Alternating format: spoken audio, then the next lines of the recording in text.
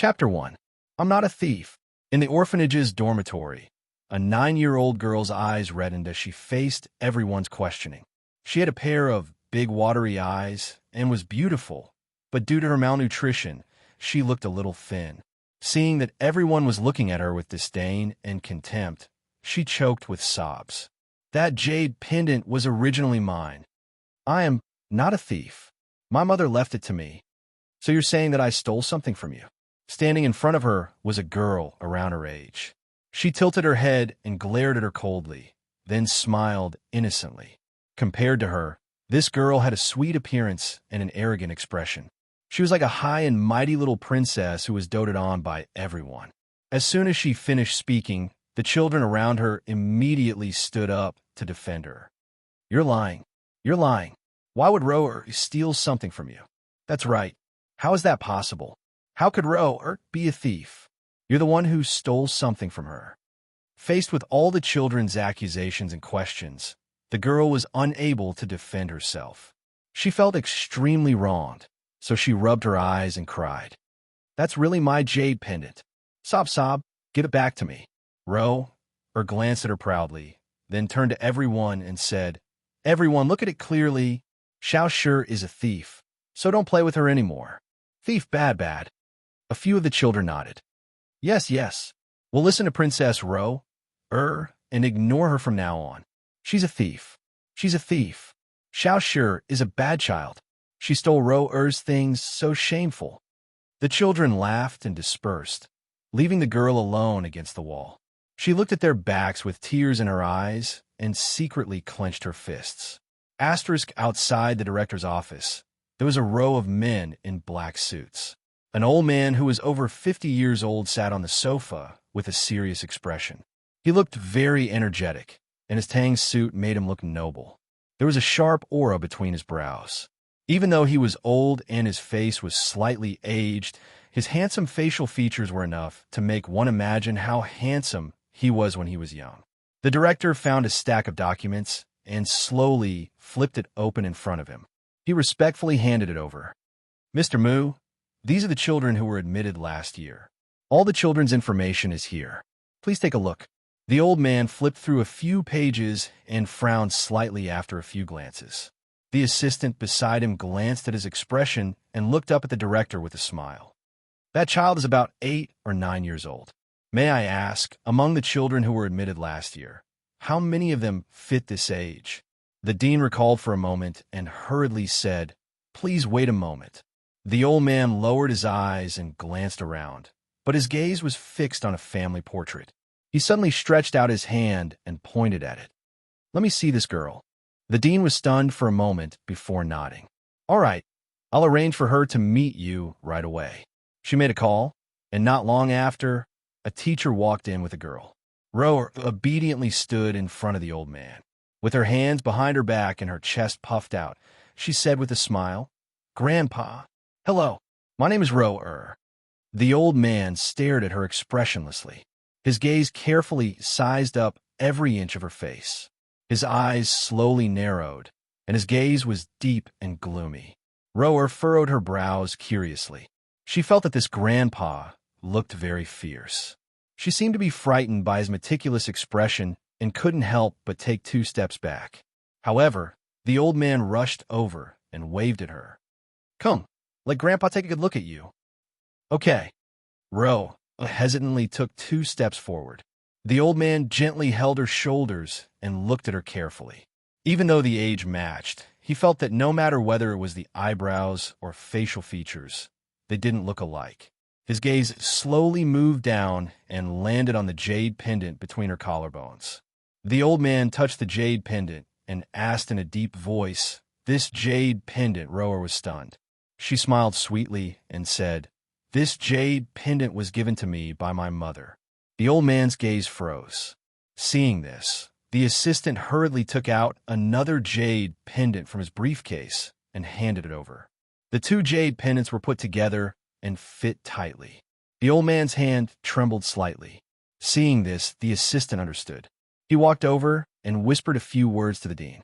Then he took out a huge check from his briefcase and handed it to the dean. The dean received it with a smile. A row of luxurious black cars was parked at the entrance of the Welfare Institute. The girl looked lonely as she held onto the black iron bars. Her eyes were listless as she watched Rower follow a group of men in suits and get into a stretch Bentley. The moment the car door closed, Rower looked in her direction coldly. Inadvertently, their gazes met in the air. Rower smiled slyly. The car window slowly rolled up and the car sped away. Chapter 2. In the corner of the corridor of the hospital, the accompanying secretary was holding a mobile phone and a report in his hand. Yin Shi, 18 years old, student. Her father's company was not good at running and went bankrupt. Everything has been verified. The examination shows that she is very healthy and will not cause any trouble for the child's custody. However, this girl's body did not meet the conditions for artificial insemination, so it could only be done in another way. Yin Shi sat motionless on the bench and looked at the scenery outside the window. Her face was strangely calm, but the depths of her watery eyes were gray. Although she was very young and her delicate facial features were even younger than her actual age, there was a faint vicissitude on her young face that did not match her age. She was one in a million to be chosen. With her beautiful appearance, the employer's remuneration was also very generous. 5 million yuan was an astronomical figure for her. 3 days ago, she secretly signed the contract behind her father's back and was inexplicably brought here. Every day, she was locked in this room and was not allowed to talk to the outside world, let alone go out like a patient who was quarantined. She knew that in order to prepare for pregnancy, she had to ensure that her body was healthy. This way, her body could better cooperate with the pregnancy. The 3 meals a day were very exquisite. Ham, bacon, bread, and beef were almost luxurious to the extreme. She knew that these were all meals that were beneficial for people who were preparing for pregnancy. Although they were all things that she did not like to eat, she could only endure the discomfort and swallow with difficulty. Yin Shi did not dare to disobey any orders, because obedience was one of the conditions in the contract. Until today, she followed the employer's secretary to this private institution to be checked. This employer was very mysterious. She had not even seen his face. She only knew that a contract was signed with a remuneration of 5 million yuan. 5 million yuan should be enough to help her father through the crisis. Regarding this matter, she did not dare to mention it to her father. When she left, she only left a note and left without saying goodbye. With a long surrogate pregnancy, she was afraid that she would not be able to return home for a period of time. Therefore, she did not have to worry about how to face her father for the time being. According to the requirements of the contract, she had to be observed at all times until she was pregnant. With this as a condition, 1 million would be transferred to her father's account in advance before tomorrow. According to the secretary, if she gave birth to a boy, she would be paid an extra sum of money. Surrogacy. Speaking of which, it was really funny. In order to get money, she had thought of all kinds of ways, but in the end, she had never thought that she would get paid by selling her own body. However, it was a generous sum after all, and she was tempted in the end. In her moment of desperation, she chose this unbearable path. Linhai, a luxurious villa with a sea view. The villas in this area monopolized the most beautiful scenery by the sea. Therefore, the expensive land prices were self-evident. After she tidied up a little, a luxurious car drove her here. After giving her some instructions, the driver left. The secretary told her that he would come tonight. Yin Shi took a deep breath. She was no longer in a mood to enjoy the beautiful seascape. She dragged her luggage into the villa with a heavy expression. At night, in the luxurious bedroom, the curtains were tightly drawn, blocking all the light. In the quiet room, she took a shower and lay quietly on the king-size bed. Her eyes were covered, and she lost her sense of sight. However, her hearing was much sharper, and she could hear the sea breeze and waves outside the villa. Chapter 3.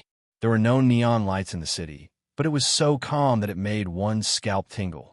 Then, she heard the sound of a car engine approaching. The car stopped in front of the villa, and the engine was turned off.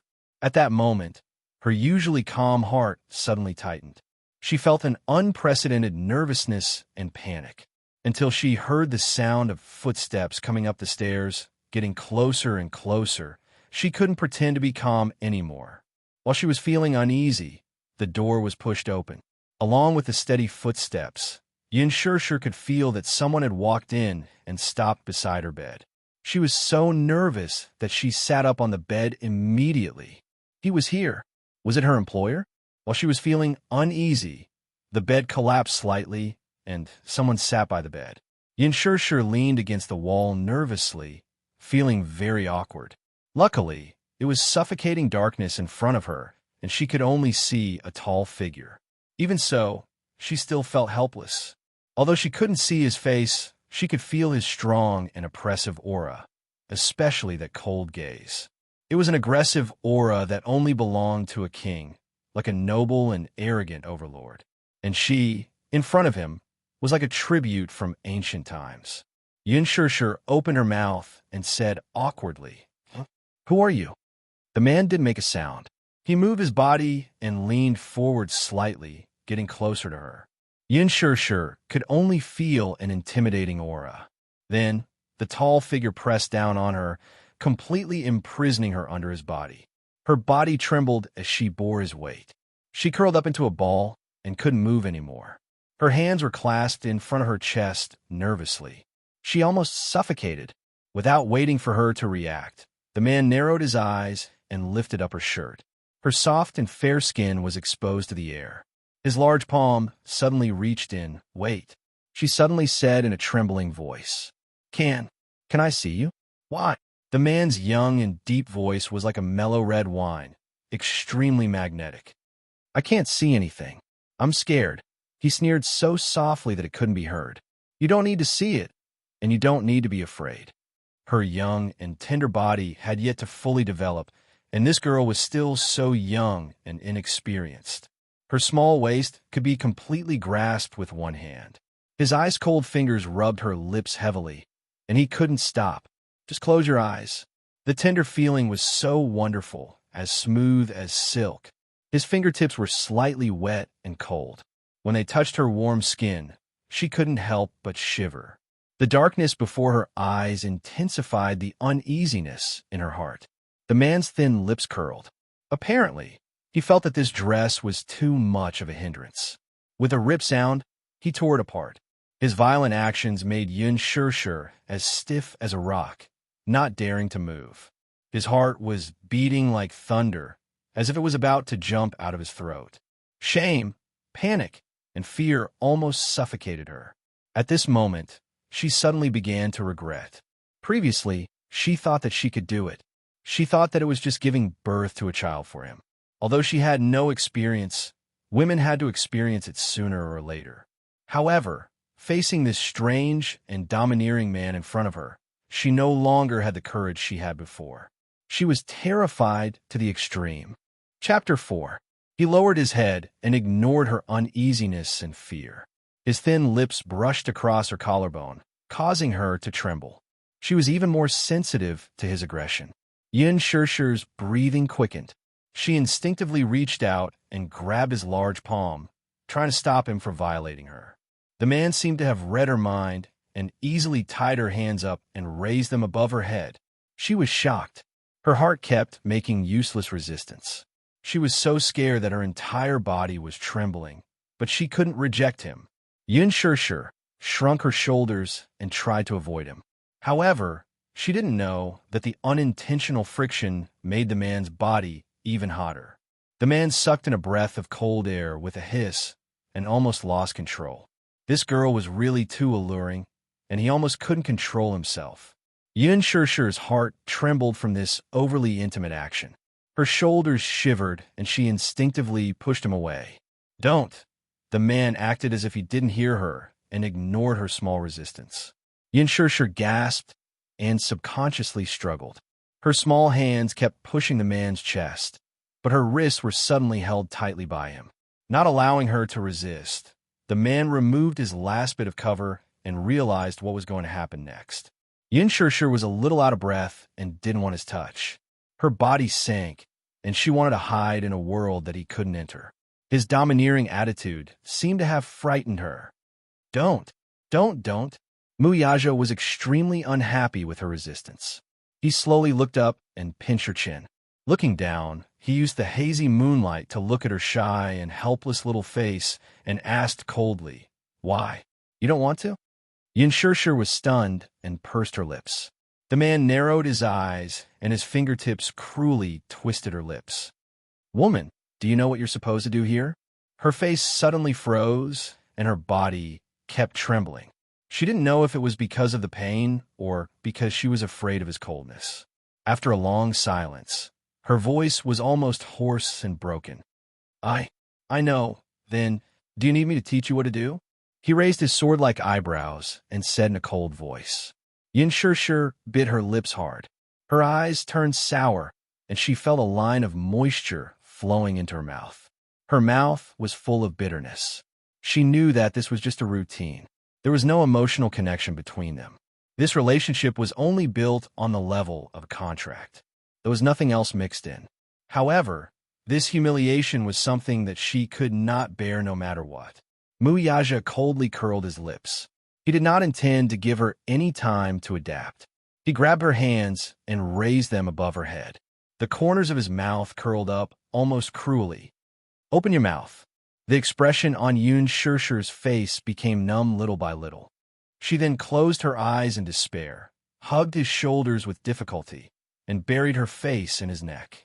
At that moment, she knew that she had stepped into the abyss of sin. The man was satisfied with her submission and suddenly sank into the feeling of breaking through that barrier was so clear. Yin Shirshir gritted her teeth and endured it. Her voice was as hoarse as a hiss. She gasped. Amidst the excruciating pain, her body tensed up and stiffened like a rock. She couldn't move anymore. An excruciating pain that she had never felt before seemed to be tearing her apart. At that moment, her vision turned black, and she almost fainted from the pain. Chapter 5. He had no time to care about her pain and wanted her unscrupulously. To him, this was just a matter of love. No man liked to waste time on this, let alone with a woman who had no feelings for him. Protective feelings for the fair sex? He was her employer and had given her a considerable amount of remuneration. She deserved to bear this pain. That sudden pain, coupled with the grievance and bitterness she felt, caused tears to flow out of her eyes. She hissed in pain, her eyes turning red, but she stubbornly bit her lips, not wanting to reveal her weak side. However, she couldn't bear such intense pain, and she couldn't stop moaning. Gradually, she couldn't hold it in any longer, and she began to sob intermittently. Well, in the end, she started to sob like a kitten. He went deep, collided, and cruelly plundered everything from her. The boundless pain was like the fierce waves on the sea. She was drowning, floating up and down. Gradually, she forgot her feelings. Her gaze gradually became distant. Her 5 fingers trembled as she opened them, but she could not grab anything to cling to. Her vision was dark, and her mind was in chaos. It was a perfect fit. Sweat ironed the 2 intertwined bodies. Muyaja's 5 fingers fiercely entered her hair. He only wanted to taste the marrow. Her mind was in a daze as she begged. Her body passively catered to him. In the midst of his passion, he suddenly felt a hot wetness on his neck. He looked up slightly, only to see her biting her lips. She was sobbing in pain. Muyaja's handsome face was stunned. Looking at her forbearing face, he could not help but lower his head and kiss her heavily on the lips. The tip of his tongue invaded her mouth and captured the lilac snake.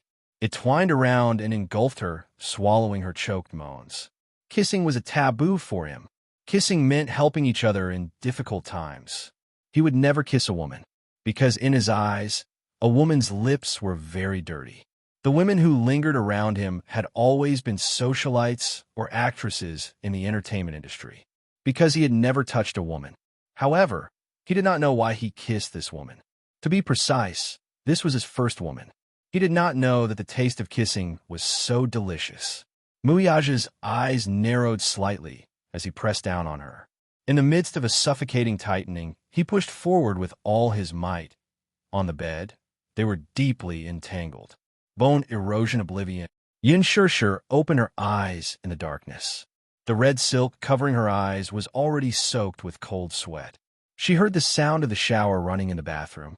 She moved her body slightly, but felt a sharp pain coming from her fingertips. It turned out that her 5 fingers were tightly gripping the edge of the bed, and her nails had broken and pierced into her fingertips.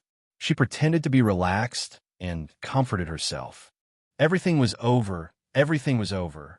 Hopefully, this time, she would be able to conceive successfully. After she gave birth to his child and got the money, she could leave this place and return to her own life. At this moment, it was already early in the morning. Muyaja took a shower and changed his clothes. His tall figure stood in the room, giving off an oppressive feeling. His gaze was cold. Under the moonlight, the woman was curled up in the white bedding, panting nonstop with her body hunched over. His rough marks were left on her smooth and clean body. The blood stain on the bed was like a blood-red bud that bloomed. It was a ghastly sight. Yin Shishir lay on the bed motionlessly with her back facing him. Her body was curled up as she trembled. She was as stiff as a rock. He looked at her. Her messy hair was draped over the pillow, drenched in sweat. Chapter 6. Bang! Hearing the cold sound of the door closing, she hugged her shoulders and looked at the terrible bruises on her wrists. Her eyes were sore and swollen, but she didn't dare to cry, even if it was a choked sob. Soon, the sound of an engine starting came from outside the window. The car sped away until she couldn't hear it anymore. Realizing that he had left, she couldn't hold it in anymore. She suddenly closed her eyes and let herself cry bitterly. In this unfamiliar seaside villa, she had completely given her inexperienced self to a strange man. She had also wondered why that person had chosen her. Later on, she thought that it was probably because of her identity as a commoner. She wouldn't pose any threat to the child's custody in the future. She didn't know if this was the right thing to do, nor did she know how long it would be difficult to hide this from her father. But now that her family was at a dead end, she had no other choice. But she didn't regret it, and there was no place for her to regret it. For a person who had difficulty making ends meet, dignity was too extravagant. This was her only way out now. Moreover, as the family's adopted daughter, her father had been very good to her these past few years and treated her like his own. Although her adoptive mother and sister didn't like her, she had never lacked food and clothing in life. She was already deeply grateful for this. Now that the financial crisis in her family was in danger, this kindness had to be repaid no matter what. She didn't want to think too much about other things for the time being. Muyaja wouldn't know that this night would leave an indelible scar in her life. He also didn't know how this woman would interact with him in the future. Dawn, the first rays of the morning sun. Yin Shishir slowly sat up and slowly took off the red silk on her face. She wrapped the snow-white quilt tightly around her body and walked to the window to open the curtains. However, the sunlight couldn't shine into her heart. Outside the door, there were hurried footsteps. The door was pushed open. Yin Shishir was shocked. She turned around and saw a dignified and gorgeous woman walk in and approach her with an angry face. Behind her was the secretary who had signed the surrogacy contract with her. Her head was lowered as she walked to the side. The woman walked in front of her and stood still. She arrogantly looked her up and down, but her face was full of disgust. When her gaze fell on the kiss mark on her body, her gaze froze. Yin Shishir nervously wrapped the quilt around her body, but she couldn't hide the traces of love on her neck. The woman's eyes were filled with a mix of green and red, and her eyes stung as she spat out fiercely. "You're that surrogate girl?" Yin Shishir gulped. "Yes, and you are, Pa." What she got in response was a ruthless slap. "Shameless bitch. You. What right do you have? What right do you have?" The woman grabbed her hair in exasperation, her face pale. "Don't think that just because you gave birth to his child, you can rely on your son's status. I'm warning you, I'm his legitimate fiancé, and you're just a borrowed child. Don't covet something that doesn't belong to you, understand?" Yin Shishir was stunned and said with difficulty, "I signed the contract, and I know the terms clearly. I also know my identity, please." Chapter 7. You'd better get pregnant this time. Don't expect him to lay a finger on you again. The woman spat out those harsh words and left. Yin Shishir slumped to the ground, her soul in a daze. The secretary hurriedly helped her up. "Get up quickly. The floor is cold. Your health is more important." 2 months later, at the Mu family's private hospital, the secretary received the examination report. 7 weeks of pregnancy. The fetus was stable. It was a pair of identical twins. She picked up her phone and reported the results to Mu Yaja's assistant. Yun Shishir walked out of the consultation room. She didn't care about the results of the examination at all. She was like a puppet at the mercy of others. No matter what, she only cared about doing her job and following all their arrangements. She didn't have to worry about anything else. The secretary walked over and smiled at her. "Miss Yun, your condition is very stable now. Don't be too nervous. Haha, you don't have to worry about anything else. You can stay in the villa and take care of the fetus for the next few months. If you have any requests, just let me know." Yun Shishir looked up and said softly, "I want to see my father." 2 months ago, she left only a note and left without saying goodbye. He must be worried sick now. The secretary was stunned. The CEO has instructed that you can't go out. I just want to see my father. I don't have any other requests. Can't you fulfill this simple request?" Looking at Yun Shishir's pleading eyes, the secretary nodded reluctantly. All right. This matter was very difficult for her. According to the terms of the contract, she couldn't go out. However, the secretary felt that this girl was too pitiful. She came out to be a surrogate at such a young age. She must have some difficulties. So, without telling the CEO, she arranged a time for her. The location was at a coffee shop in the city center. Father Yin received the text message and hurried over half an hour early. He sat in the private room and was a little restless. Ever since she left without saying goodbye, he had been so worried that he couldn't sleep at night. He tossed and turned in bed, and his wife often scolded her in front of him, saying that she was an ungrateful wretch who ran away with some wild man and had no conscience. The family was about to collapse, and in the midst of a crisis, Father Yun did not know where she had gone. However, when he found out that there was an extra $1 million in his bank account the next day, he subconsciously made a bad association with her departure. In fact, Yun Shishir was not his biological daughter.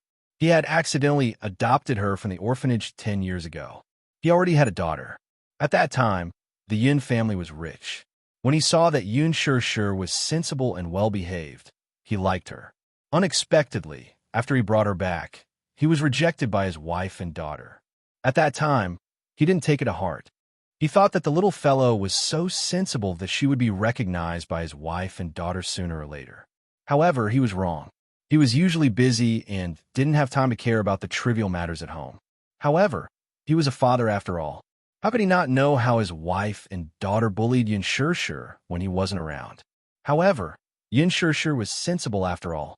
Even if she was wronged in front of the two of them, she had never cried to him. It wasn't that he didn't feel guilty towards her. Chapter 8. In fact, his family used to be very wealthy. There was a listed asset under his name, and the profits were stable, so his life was considered wealthy.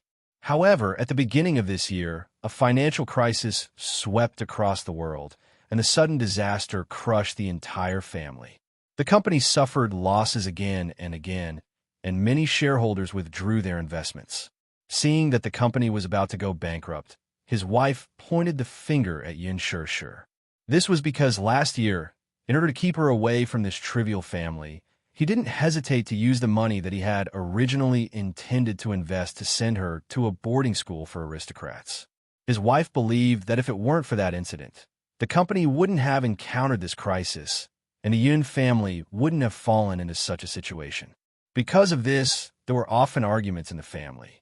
What's more, when Yun Shishir returned home during the holidays, the mother and daughter took advantage of his absence to beat her up. Father Yun was so angry that he almost had a heart attack. Just as he was burning with anxiety, he saw the door open. The secretary opened the door, and Yun Shishir slowly walked in. When she saw Father Yun, her eyes moved slightly and became misty, but she immediately calmed down. Father Yun suddenly stood up, but glanced at the secretary with some suspicion in his eyes. The secretary sensibly left the room and closed the door for them. Sure. Father Yun walked over anxiously, held her shoulders, and looked at her. Where have you been for the past 2 months? Do you know how worried Father has been these 2 months? Yin Sure looked up guiltily. She hadn't seen Father Yin for 2 months, but his hair was already gray, and his face looked more weary. Thinking about it, he had been worried for so many days. The company's cases were piled up into mountains, and he had been looking for her in his free time. He had exhausted himself on both sides. Father, don't worry about me. I'm fine, Yin Sure said as she helped him sit down. How's the company now? Were you the one who made the money? Father Yin went straight to the point. Yin Sure was startled and didn't know how to answer. A hint of panic flashed through her eyes, but she quickly hid it. Father Yin tightly covered the back of her hand. Good child, tell me the truth. Don't lie to Father. Don't let Father worry about you anymore. Okay? He suddenly thought of something terrifying. He sat up straight and hurriedly asked, Did you do something stupid? Seeing that her head was lowered and she didn't say anything, he searched her face for any clues, but to no avail. Suddenly, he pointed suspiciously at the door. Who was that woman just now? Yin Sure was silent for a long time. Her voice was as soft as a mosquito's.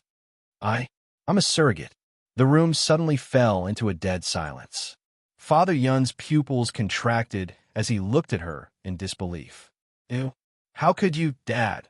Before she could finish speaking, a slap was heard. Father Yun had suddenly slapped her face to the side. Yin Sure touched her burning cheeks in a daze. She heard him question her fiercely. Why did you degrade yourself like this? Surrogacy, is that something you can do? She was still so young and in the prime of her life, yet she actually went to be his surrogate.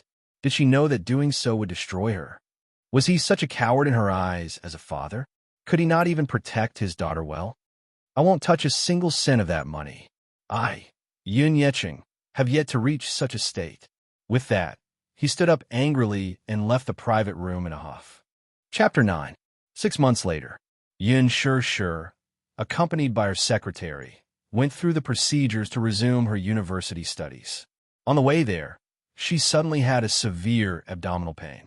After a few months of fear and unforeseen premature labor, she could not be sent to the Mu family's private hospital in time.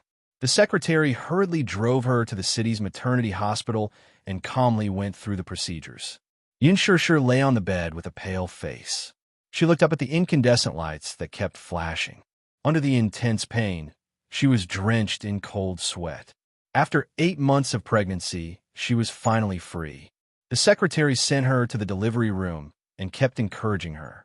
Miss Yun, don't be afraid. Both you and your child will be safe. I'll wait for your good news outside the operating room. Thank you. Yin Sure was pushed into the delivery room with her eyes closed. The door was tightly shut. The hospital's director was familiar with Yun Yecheng, so when he learned that Yin Sure was about to give birth, he contacted him. When Yun Yecheng heard the news, he immediately rushed to the hospital and waited anxiously outside the delivery room. For hours later, a loud baby cry was heard from the delivery room.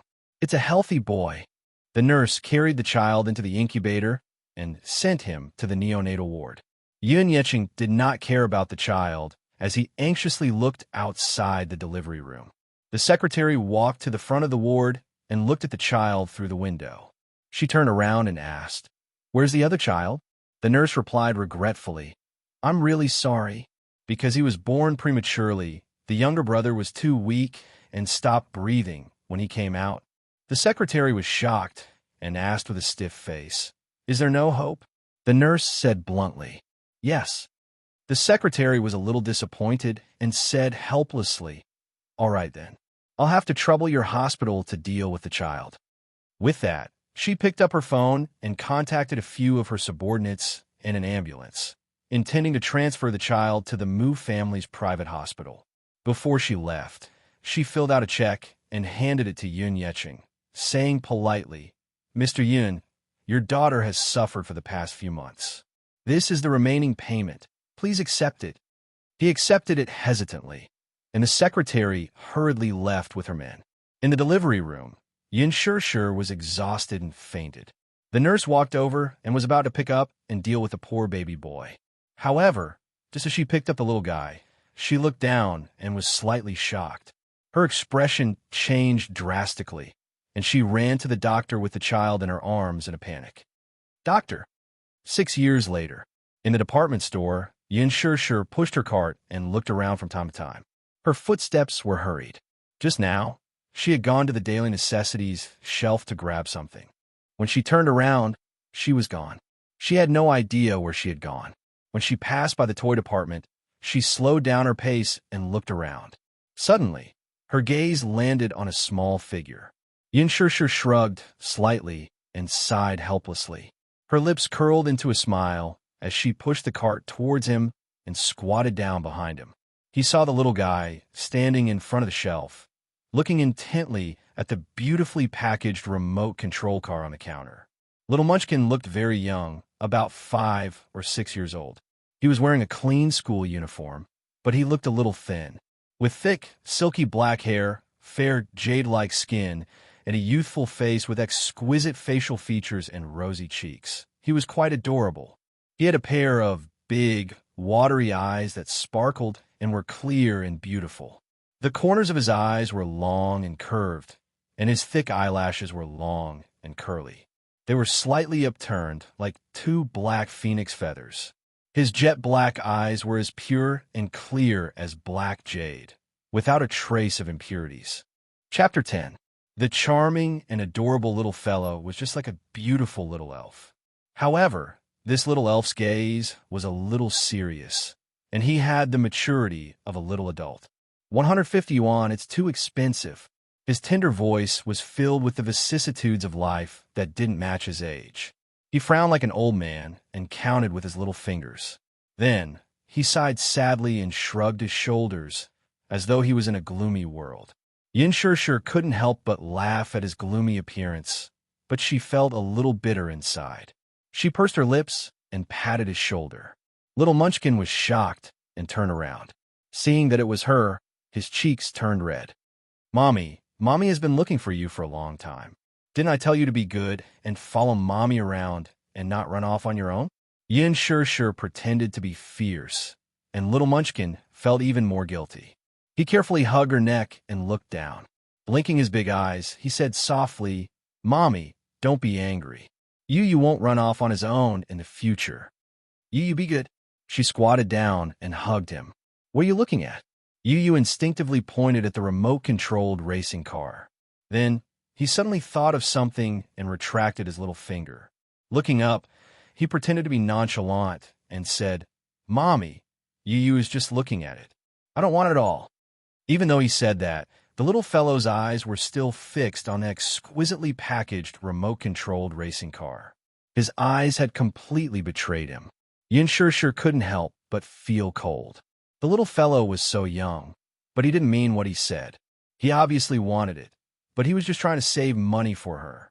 That was why he was putting on a brave front. This child was a natural, considerate boy.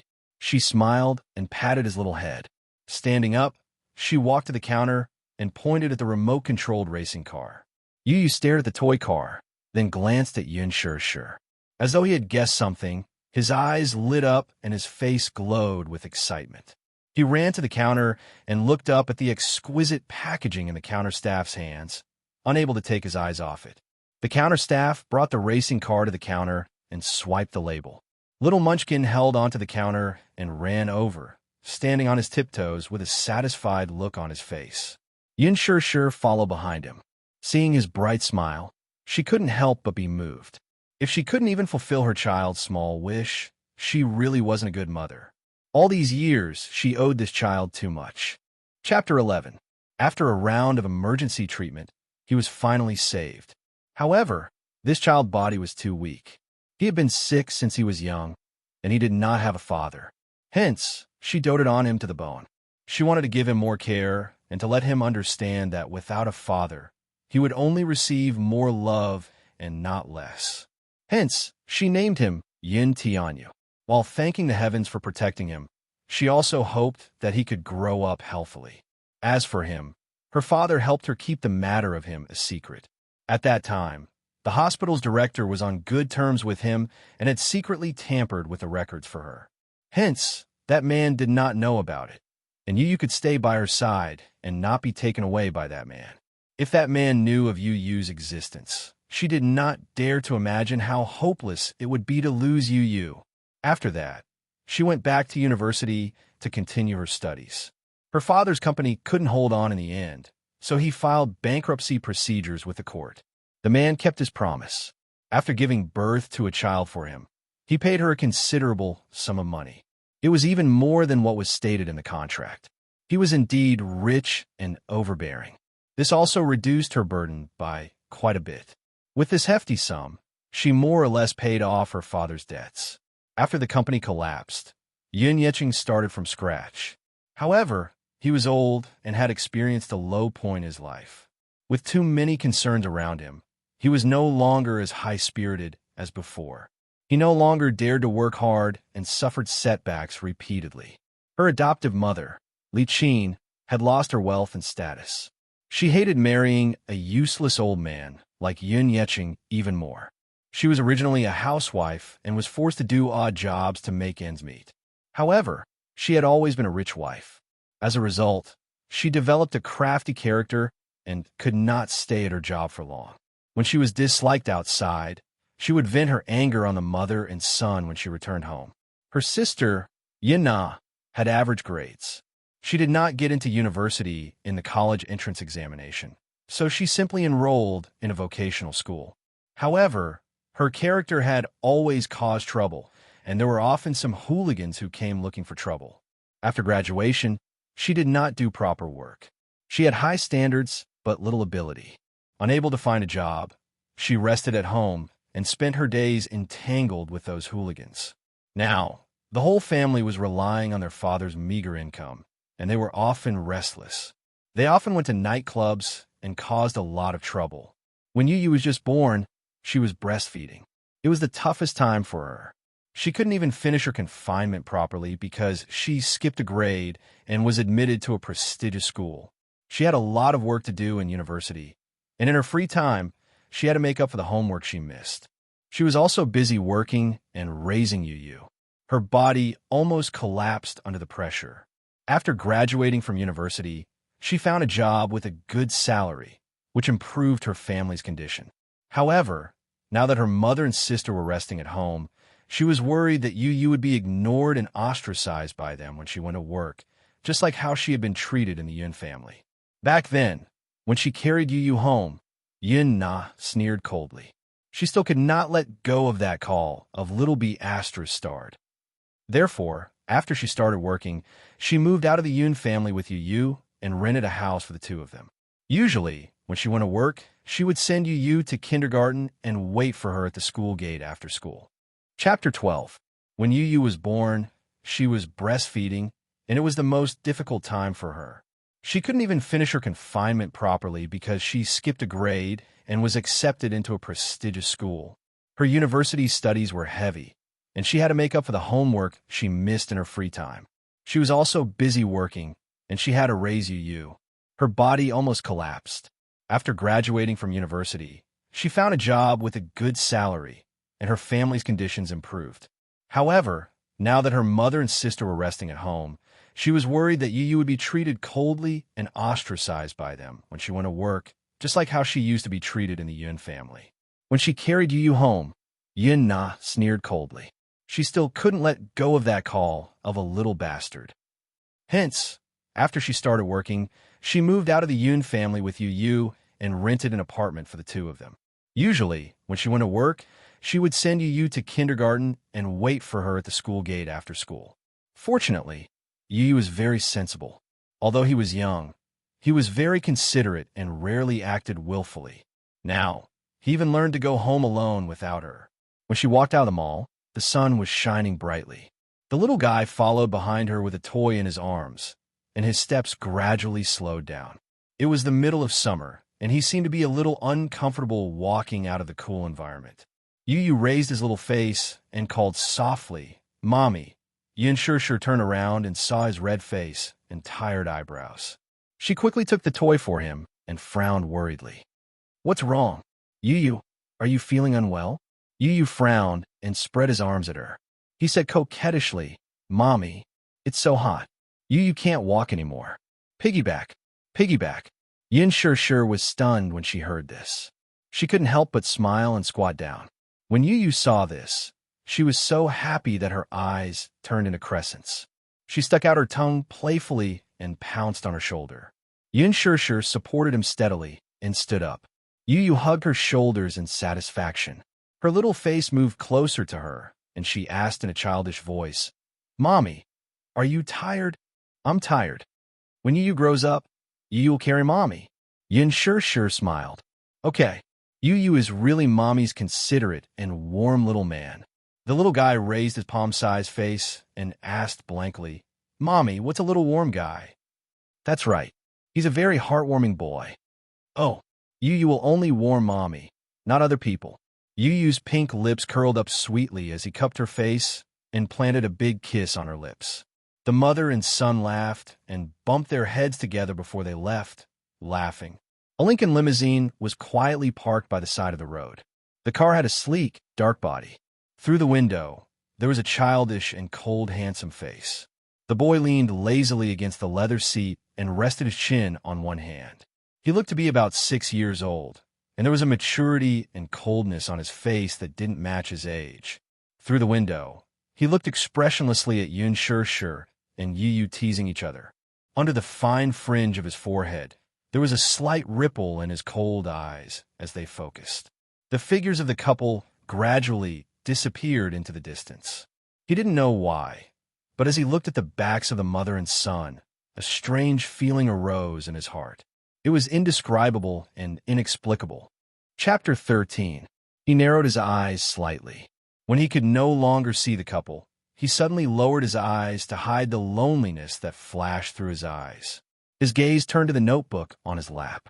Looking at the half-completed homework, he turned off his phone in annoyance. A middle-aged man, dressed in a suit, respectfully opened the back door of the car and handed over the dessert he had bought. "Young master, here's the dessert you wanted." The housekeeper carefully unwrapped the cake and handed it over with a fork. The boy took it indifferently. However, looking at the delicious dessert, his mind vaguely recalled the boy's charming smile when he hugged the toy. He suddenly lost his appetite. "I'm not eating anymore." He pushed the dessert aside and said coldly, "Let's go." Uncle Xiao looked at him in a daze, then threw the cake into the glove box by the street and got into the car. The car sped away. At night, Mu Group, CEO's office. What entered his eyes was the elegant and luxurious decor. It was stylish and elegant, and it was luxurious to the extreme. The man stood facing the window. His muscular figure was tall and slender. He was 189 meters tall and had an imposing aura. He looked at the bustling night view of the city expressionlessly. His brows were slightly furrowed and his eyes were deep. Mu Wanru slowly opened the door of the CEO's office and saw the figure standing quietly in front of the floor-to-ceiling window. She could not help but smile gently. This man held the highest power in the Mu Group. He was the young master of the Mu Group and the CEO of the Mu Empire. He was also the young master of the Mu family, Muyaja. At the same time, he was also her fiancé. Although they had not held their wedding ceremony yet, she was already the young madam of the Mu family. In the future, their wedding would definitely be grand and luxurious. However, such a man was undoubtedly an influential figure among the aristocrats. Many young ladies from prestigious families flocked to him like a flock of ducks. The moment she thought of the scandalous scandal between Mu Yaja and a certain diva in today's newspaper, Mu Wanru's heart went crazy with jealousy. In the eyes of outsiders, she was the future young madam of the Mu Group. Who knew that she and Mu Yaja were husband and wife in name, but not in reality? This man was extremely cold to her. This made her extremely embarrassed. Mu Wanru gently placed her handbag on the sofa and quietly walked to his back. Her arms gently wrapped around his strong body, and her face slowly pressed against his broad and powerful back. Mu Yaja's eyes regained their focus. He calmly turned his face to the side. Under the cold light, his facial features were so exquisite that they looked like the work of the gods. Handsome eyebrows, arrogant jaw, sharp edges and corners, especially those deep and enchanting red phoenix eyes, obsidian-like pupils, breathtaking. This was a handsome and mature man. His handsomeness was not just on the surface. Although his cold face looked very young, his bones exuded the aura of an emperor, arrogant and sharp, completely natural. His every movement was imposing, and he was like an ancient overlord who could dominate everything with a wave of his hand. With this kind of boldness, one could tell at a glance that he was a cold-blooded man who had been through a lot. "Grandpa asked me to ask you, are you going back to the Mu family tomorrow night?" The man's sword-like eyebrows lightly raised, and his lips overflowed with an indifferent voice. "No." Chapter 14. Seeing his cold expression, the woman glanced at the pile of documents on his desk and asked softly, am I disturbing you?" Even though she was already his wife, the young mistress of the Mu family, she still maintained a cautious attitude towards this unfathomable man at all times. Although she had grown up with him, she still felt that she had never truly entered his heart. Being engaged to him made her think that she was the happiest woman in the world. She loved this man to the bottom of her heart. The irony was that she had never seen through this man. Even though he was her husband, most of the time, he was as cold to her as he was when they first met. Or perhaps this man had always been like this. He was domineering, he was arrogant, he was cold and decisive, but she had never seen him show any tenderness to anyone, except for Chen. Only in front of Chen would he restrain his usual sharp and cold aura. Muyaja's thin lips curled up slightly, and his cold voice had a hint of gentleness. "No." Mu Wanru smiled faintly. She was overjoyed by his small indulgence, and her eyes revealed deep love. She slowly walked to his front and stretched out her arms enchantingly. She intimately hooked her arms around his shoulders, and her sexy body intimately pressed against his chest. She lowered her eyes and slowly inched closer to his handsome face, kissing his sexy thin lips. Muyaja's phoenix eyes were cold. He turned his face away, and her kiss landed on his chin. Mu Wanru's face stiffened. She frowned and looked up, only to see the man's cold gaze. The corner of her mouth could not help but curl up bitterly. She secretly mocked herself in her heart. Yes, how could she forget? Even though they were husband and wife, his lips had always been a forbidden area. No one could touch them. When he was with her, it was like playing a game. It was just a routine, and there was no exception for any other woman. Mu Wanru was very angry. She held Qin Yi's face with both hands aggrievedly, and her eyes became misty. "Do you love me? Answer me seriously. Do you really love me? Or are you just following your grandfather's wishes and treating our marriage as an order?" Even though she had endured it repeatedly, when she saw the scandal between him and another woman in the magazine today, she was still upset and angry. She could not bear to let other women taint the man who had always been like a god in her heart. Muyaja's deep face did not have any fluctuation of emotions, and it was as cold as ice. For some reason, the face in front of him was clearly Mu Wanru, but his thoughts were all on the 100 billion development project. Mu Wanru was unwilling to give up and kissed him again. However, he turned his face away without a trace and avoided her, keeping her at a distance of 1,000 miles. "Wanru, stop fooling around." Mu Wanru's smile was bitter, and her heart was a little desolate. She had known that he would avoid her, and that was why he had never kissed her or any other woman. Beijing's young Master Mu. Although there were many women flocking to him, in the end, none of them were special.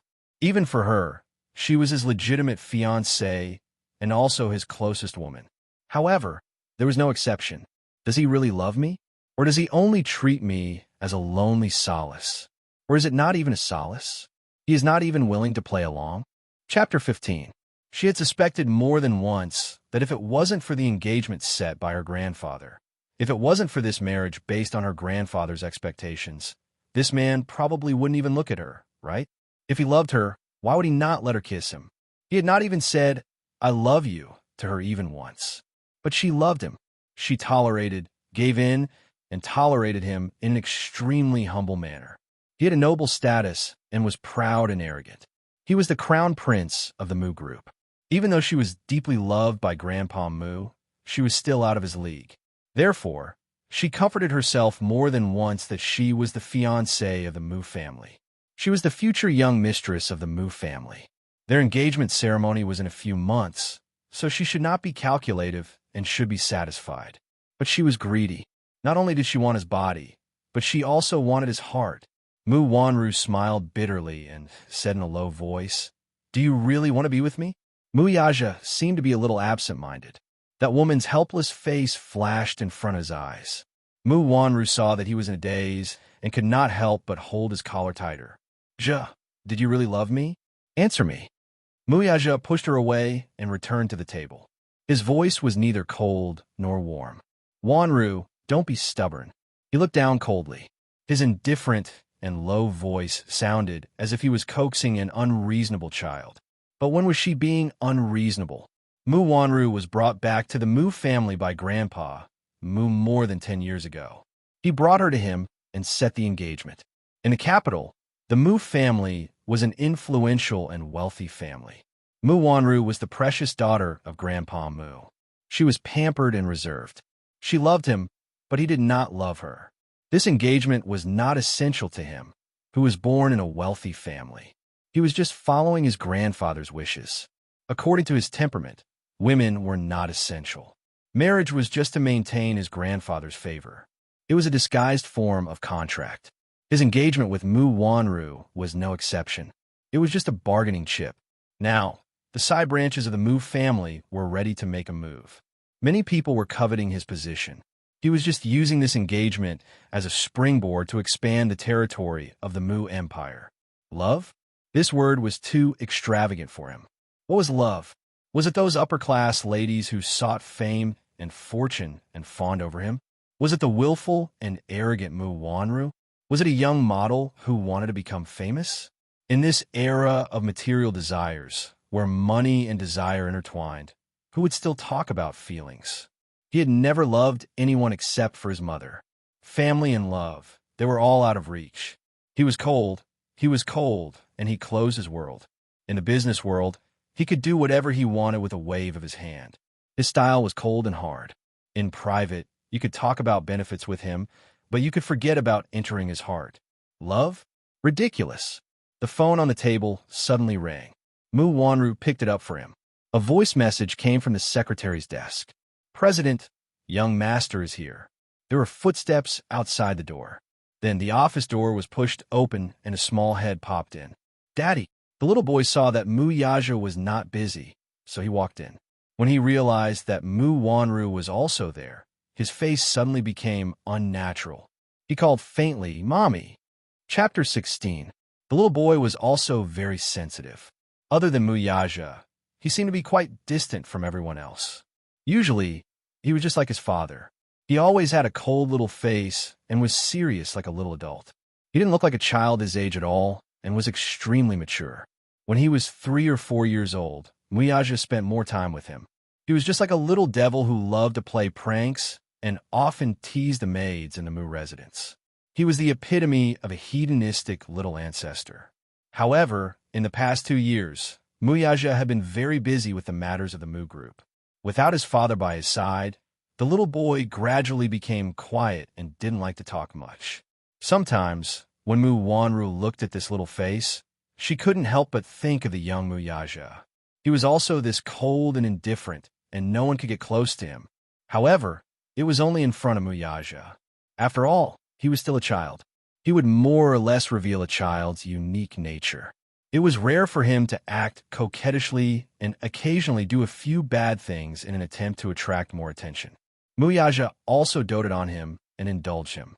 Therefore, in front of him, Xiao Chen had always been lawless. Mu Wanru returned to her senses and smiled as she waved at him. "Chen, come here." Xiao Chen looked at her. After taking a few steps, he suddenly stopped and looked at his father with obvious reluctance. Mu Yaja turned around. When he saw the little boy, the cold expression on his face eased a little. He sat down on the sofa and gently patted his slender legs with his large palms. When Xiao Chen saw this, his eyes turned into crescents as he ran over to his side. Mu Yaja's lips curled up as he carried the boy and placed him on his lap. Xiao Chen had the same facial features as him. but his eyes were handsome and gentle, unlike his coldness. Just like that timid girl 6 years ago. The man frowned slightly. Many nights, that beautiful and refined face would appear in his mind. Beneath him, that face that was sometimes shy, sometimes hesitant, and sometimes sullen. That girl was a stunner. He didn't even have time to savor her before she disappeared from his world. 6 years ago, Xiao Chen was born very weak due to premature labor. When he found out that the other child was not saved, he felt somewhat regretful. He had always thought that his heart was as stiff as ice. It was only because Grandpa Mu loved children that he fulfilled his long-cherished wish and got a young girl as a surrogate mother. However, he didn't expect only to save one child. He had always felt regretful and guilty. Hence, he doted on Little Chen very much. Under his doting, Little Chen grew up healthily, though he was not close to Mu Wanru. The child was innocent by nature, but he was full of intelligence. Mu Wanru also doted on Xiao Chen when they were at the Mu residence. She even treated him as her own. However, when she was alone with Mu Chen, she couldn't hide the jealousy and viciousness in her eyes when she looked at the child. She hated herself for not being able to give birth. After all, this child wasn't her biological child. How much could she care about him? Xiao Chen had been distant from her since they were young. Daddy, I want to play remote control car racing. Remote control car racing? Mu Yaja frowned. You were tired of it in the past. Why do you want to play now? I just want to play. Xiao Chen pouted. Chapter 17. A rare tenderness appeared in his eyes. Okay, Daddy will buy it for you. Not only will Daddy buy it for me, but you'll also play with me. Xiao Chen snuggled into his embrace, greedily enjoying the moment of warmth between father and son. Mu Wanru stood quietly at the side, feeling a little dazed. She did not know why, but she suddenly had the misconception that no matter what, she could not interfere in this father-son pair's world. On Friday night, Yin Shishir brought Yu back to the Yun family. Initially, Yun Yeching was very reluctant to let her and Yu move out of this house, but knowing her situation and difficulties, he asked her to return once a week to have dinner with him. Even though Yin Shishir was a little wary, there was nothing she could do. After all, she owed her father a lot. If he had not brought her out of the orphanage, who knew what kind of situation she would be in? Yun Shishir carried the groceries she had bought and walked at the back. Yu skipped up the stairs and saw Yun Yeching waiting for him at the corridor. After the company went bankrupt, they sold their previous villa and moved to an apartment building far from the city center. There was no elevator on the 8th floor. Upon seeing his grandfather, Yu happily ran over and threw himself into his arms. The latter was also overjoyed to see his adorable grandson. Even though he was tired from the day's work and his body was a little weak, he still lifted him up high and hugged him in his arms. Grandpa, Yu was all smiles. His watery eyes blinked mischievously as he hugged his neck and called out sweetly. Yu is so obedient. Her father leaned over and kissed his rosy cheeks. Yu, have you been obedient to Mommy recently? Yes. Yu is very obedient. Yu's handsome face revealed a sweet smile. Yin Shishir carried her things upstairs. After entering the door, she went into the kitchen and began to prepare dinner. Li Qin was still sleeping, while Yun Na had gone out with her friends and would only be back before dinner. Yun Yeching sat on the sofa with Yu in his arms. Yu gestured excitedly at him. Grandpa, let me tell you, Mommy bought me a remote-controlled racing car when I went to the mall with her today. I wanted to bring it to Grandpa to play with. As she spoke, she suddenly lowered her head in embarrassment and fiddled with her tiny fingers. But Yu doesn't know how to play with it. I'm afraid I'll break it, so I didn't dare to open it. When Father Yun heard this, his expression changed slightly, and his large palm gently stroked Yun Che's forehead. Yu had always been very sensible. He would never ask for anything expensive. A toy that cost more than 100 yuan was already considered a luxury item in his eyes. Even so, he still wanted it. He could still remember the last time he was playing with his friends in the small garden. He saw a father and his son fiddling with a remote-controlled racing car. The father and son were driving the car to their heart's content on the grass. He secretly hid in a corner and watched the scene enviously. He thought that if one day his father could play with him, how happy would that be? However, he had never seen his daddy before. His mommy had never mentioned him, either. He vaguely remembered asking his mommy where his daddy was. The moment he asked that question, he saw his mommy's sad expression. From then on, he did not dare to ask again. Chapter 18. Her father scratched the bridge of his nose and teased, "Next time, Grandpa will help you assemble it for fun." Yu Yu's eyes lit up when she heard that. She nodded with a smile. And here I was wondering who it was. Turns out it's just 2B asterisk stars. The harsh words suddenly destroyed the warm atmosphere. Yun Yeching's expression changed as he raised his head with an ugly expression. He saw Li Qin, in her pajamas, appear at the entrance of the living room. She crossed her arms and coldly sized up Yu Yu, who was in her embrace.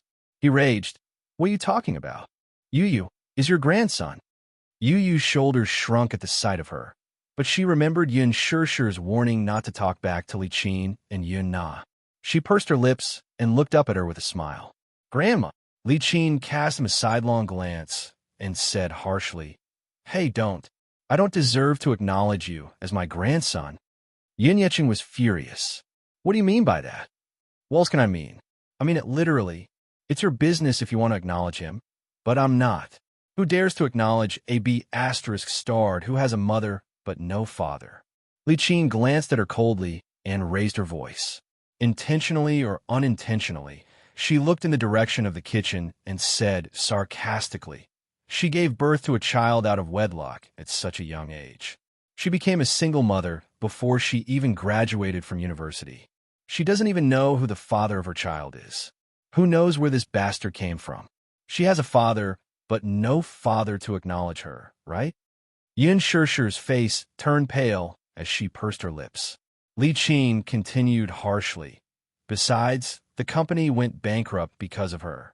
Our family hasn't had a good life these few years. Someone doesn't know what's good for her and doesn't know what's good for her.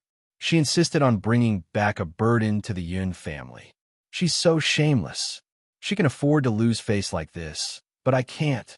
I don't think I can hide my face when I talk about this to others."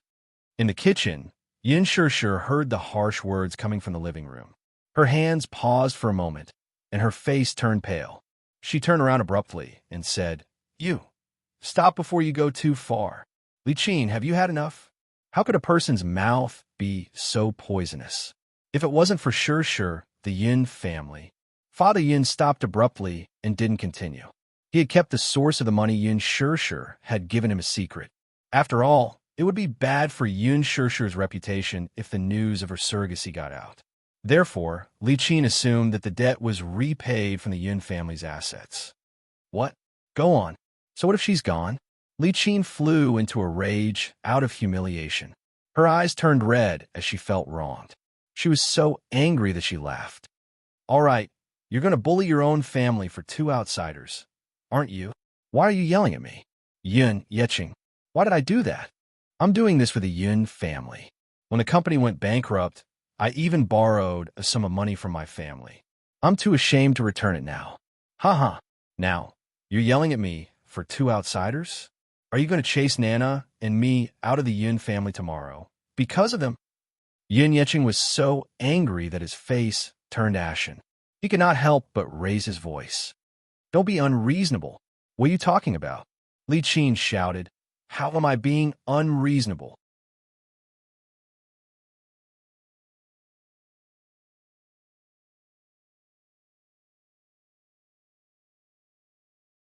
Chapter 20. Yu Yu obediently helped her clean up. His little hands struggled to lift the bowls and followed her into the kitchen to help wash the dishes. He was more or less afraid of Li Qin and Yun Na, so after Yun Yeching left, he stuck close to Yun Shishir. In the living room, Yun Na glared hatefully at the mother-son pair in the kitchen and complained to her mother. "Mom, why did you let this little B asterisk start into our house? It's so unlucky to see him like this. I was in a good mood." Li Qin sat on the sofa with a sullen expression. "Oomph. Who knows? You'll have to ask your father."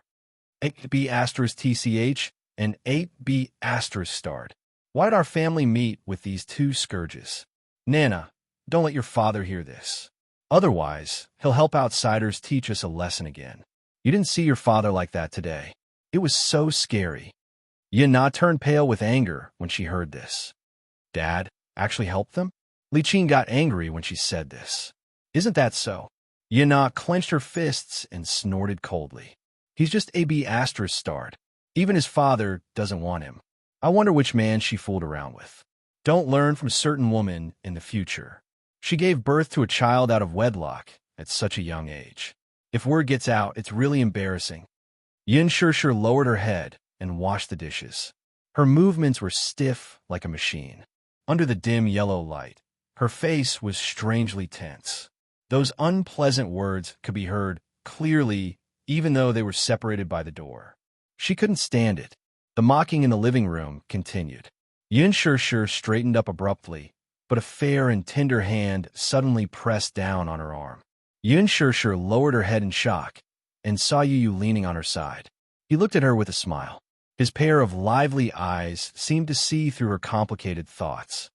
Mommy, Yu will help you wash. Let's go home early. With that, he stood on his tiptoes and stretched his little hands into the sink with some difficulty.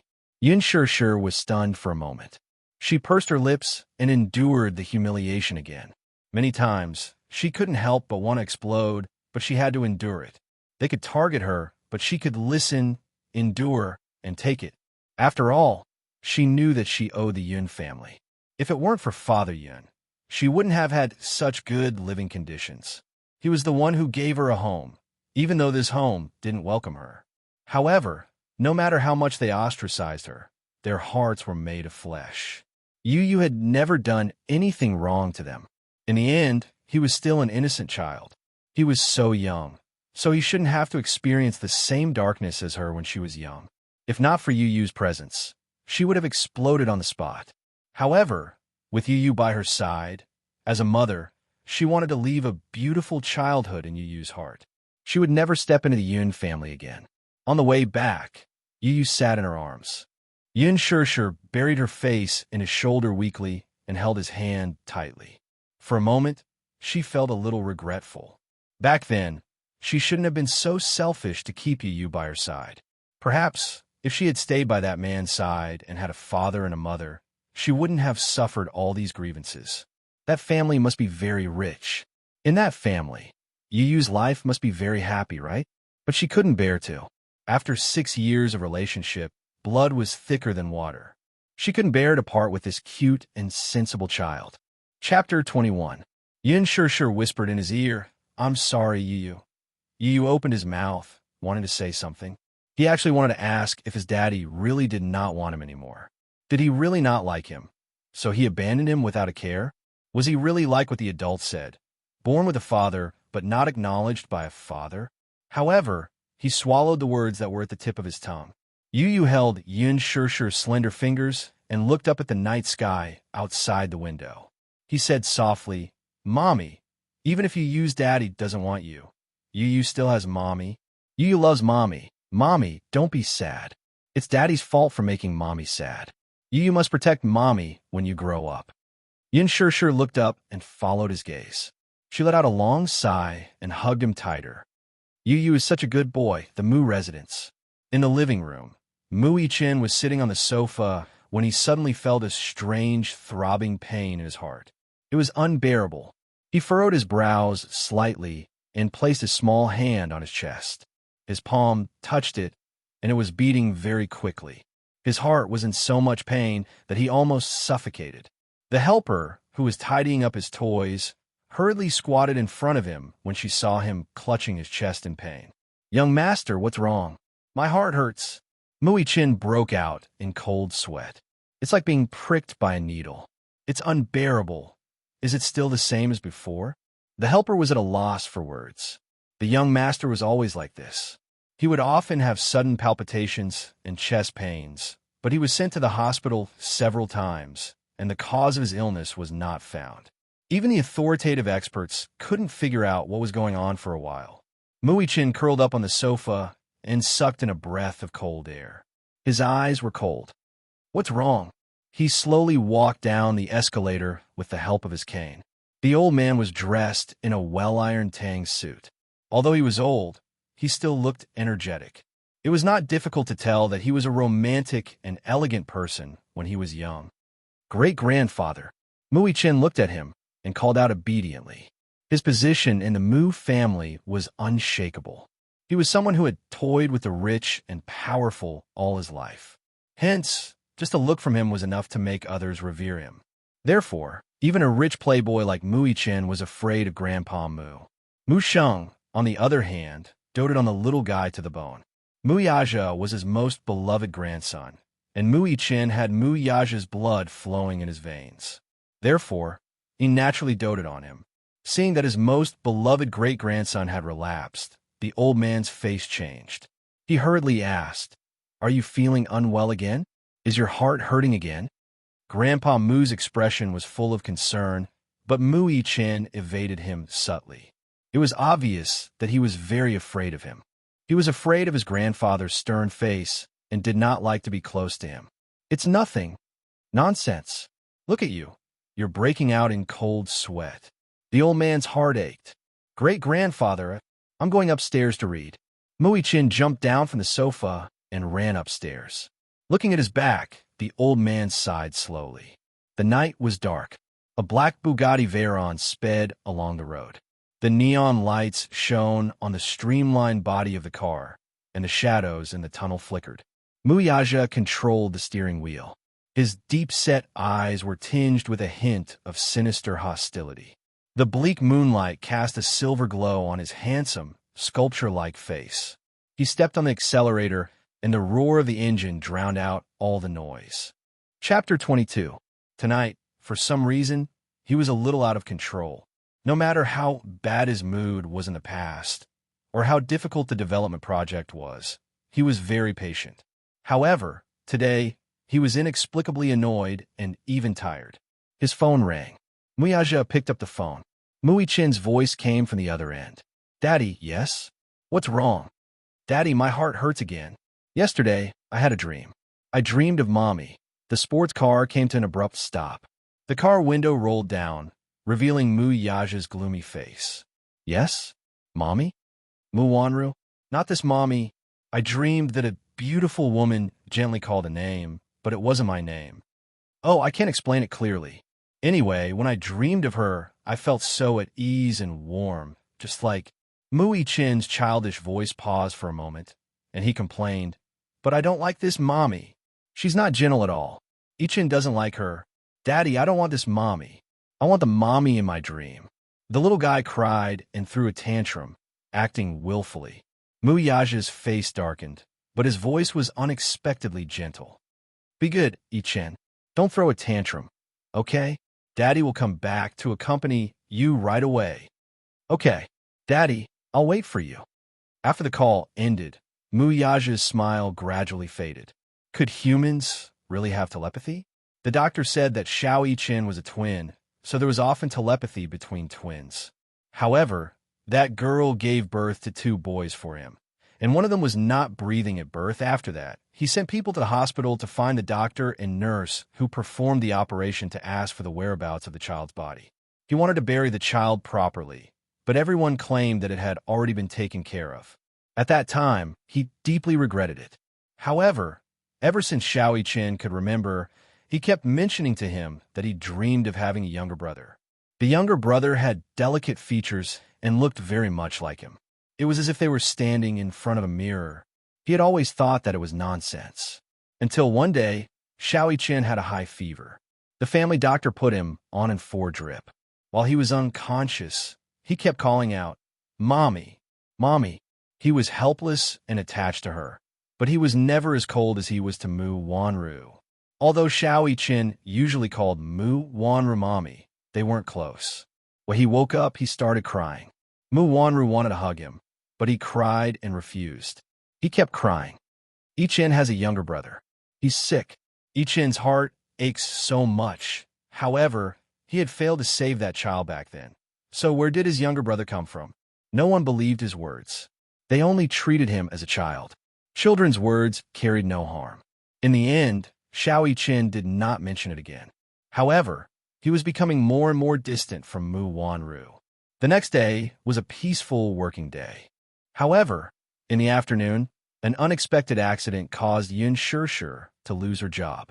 After the lunch break, Yin Shirshir was about to hand the business proposal to the department head. Just as she left, a few gangsters dressed like hooligans openly injured the security guards at the company's entrance. They barged into her department, overturned a row of tables, and shouted her name. Chapter 23. When Yin Shirshir returned from the minister's office, she was also frightened by the situation in front of her.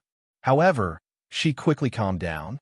When these arrogant and despotic young men saw her and found out that she was Yin Shirshir, they went up to her and dragged her out of the company by the arm. One of them, who looked like the boss, mercilessly raised his hand and slapped her. He looked very angry and shouted at her aggressively. "You're that B*****''''''''''''''''''''''''''''''''''''''''''''''''''''''''''''''''''''''''''''''''''''''''''''''''''''''''''''''''''*, Yin Shirshir was startled. She held her stinging cheeks as she sized them up. Belatedly, she realized who the B******** they were referring to was. "Hey, do you know how much money your sister owes us?" The man chewed his gum and looked at her up and down. Yin Shirshir lowered her eyes and pursed her lips tightly. She did not make a sound, but she quickly understood the ins and outs of the matter. Thinking of Yin Na, she was most likely having a lot of fun outside and owed a lot of debt. Her family didn't have any money at all, so she didn't have any money to pay it back. Since she couldn't pay it back, she remembered her and told these people the address of her company. Yin Shirshir was secretly regretting her decision. Back then, she was afraid that her father would not be able to contact her due to some unsatisfactory matters at work, so she left her address to them. She did not expect that someone who should not be here would come knocking on her door. However, she was not willing to compromise with them. It was not that she had a backbone, but she was already poor. If she paid Yin Na's debt, then where would you use tuition fees come for next semester? Seeing that she did not speak, the boss became even angrier. He grabbed her collar and slapped her face a few times. "Are you mute? Can you speak? Say something. Damn it. Are you not going to pay up?" A few hooligans pushed her around, and a few pairs of eyes that were filled with evil intentions glanced at her chest. "It's fine if you don't pay up. You just have to come with us obediently. If you don't have money to pay up, there are always other ways. Speaking of which, you're quite good-looking. Are you interested in having some fun with us?" A few of them smiled maliciously. Yin Shirshir's face was green and red. "Please be more respectful when you speak." "Oh, this little girl has quite a temper." The man smiled sinisterly and then slapped her again. "How can you be so arrogant? You owe money and you don't pay up, and you're still in the right?" Yin Shirshir slowly turned her face, and her hand secretly reached for the phone in her pocket. This small movement was caught by the men. One of them fiercely grabbed her wrist and slapped her phone on the ground. Of them, he stomped on it and crushed it. She was startled, and panic appeared in her eyes. "You want to call the police?" "I didn't expect you are." The man spat and pushed her to sit on the ground. He kicked her hard on the shoulder and said, "Call the police. Call the police." "Boss, didn't that be woman has a child? This woman has a son. Which kindergarten does he go to?" One of the men looked at her meaningfully. Yin Shirshir suddenly looked up and blurted out, "No, don't find trouble with you. I'll give you the money." She had always been very rational, but when it came to Yu, she would lose her cool. Chapter 24. When she returned to the office, she hurriedly withdrew her bank card. Her hands were trembling, and her eyes were stinging. After withdrawing a few thousand yuan, she finally paid off Yin Na's debt. The few hooligans counted the money with satisfaction and glared at her fiercely. Finally, they did not cause her any more trouble and swaggered away. When she returned to the company, the department in charge found her and called her into the office. They fired her on the grounds that she had brought a lot of trouble and losses to the company. They told her to pack up and leave quickly. Yin Shirshir, who stood in a hooligan circle and was unmoved by the threats of so many evil people, was about to lose her job. Her eyes immediately turned red. She did not care about anything else and cried as she begged the manager not to fire her. She still had Yu. She could not lose this job. If he lost this job, where would his living expenses come from during this period of time? The Yin family was still burdened with a sizable debt. Yu was still young and needed to spend money. Now that the kindergarten fees were ridiculously high, coupled with Yu Yu's weak body. The cost of nutrition was a hefty sum. Coupled with the mother and son's living expenses, there was no way for them to raise money. When the manager saw her pleading, he could not help but be moved. To be honest, Yin Shishir was a very outstanding employee. Even though she was the only woman in the network technology department, her skills were not inferior to anyone else. When it came to work, she had always been diligent and conscientious. However, this time, because of her, the higher-ups were very dissatisfied and threatened to fire her. There was nothing he could do. He did not have much power in his hands and could not protect her. Therefore, even though Yun Shishir begged bitterly, in the end, it was to no avail. When she got off work, she simply packed up and left the company. When the employees heard that she was leaving, some were happy, while others were worried. Most of them felt that it was better for Yun Shishir to leave as soon as possible. She was always in the limelight in the company and stole their promotion opportunities. Her abilities were outstanding, and her looks were outstanding. Even the department head liked her, and she received the most annual bonuses. Now that she was gone, they were much more relaxed. Some of her colleagues had a good relationship with her. When they learned that she had been fired, they felt sorry for her. They exchanged contact information with each other and sent her out of the company. Yin Shishir left the company and walked alone on the road in a daze. She hugged her bag and felt depressed. Perhaps it was because she had been too distracted with her head down. She didn't see the red light turn on, nor did she hear the roar of the sports car in the distance. She only heard an ear-piercing screech of brakes, so sharp that it almost pierced her eardrums. Only then did she react, but it was already too late. The speeding sports car brushed past her body and abruptly stopped not far away from her. Before Yin Shishir could react, the car suddenly brushed past her and she fell to the ground. In the intense pain, the skin on her knee was scraped. She suddenly came back to her senses. The documents in her arms fluttered to the ground. Yin Shishir looked up in shock. In her blurred vision, she saw an extremely luxurious high-end Porsche.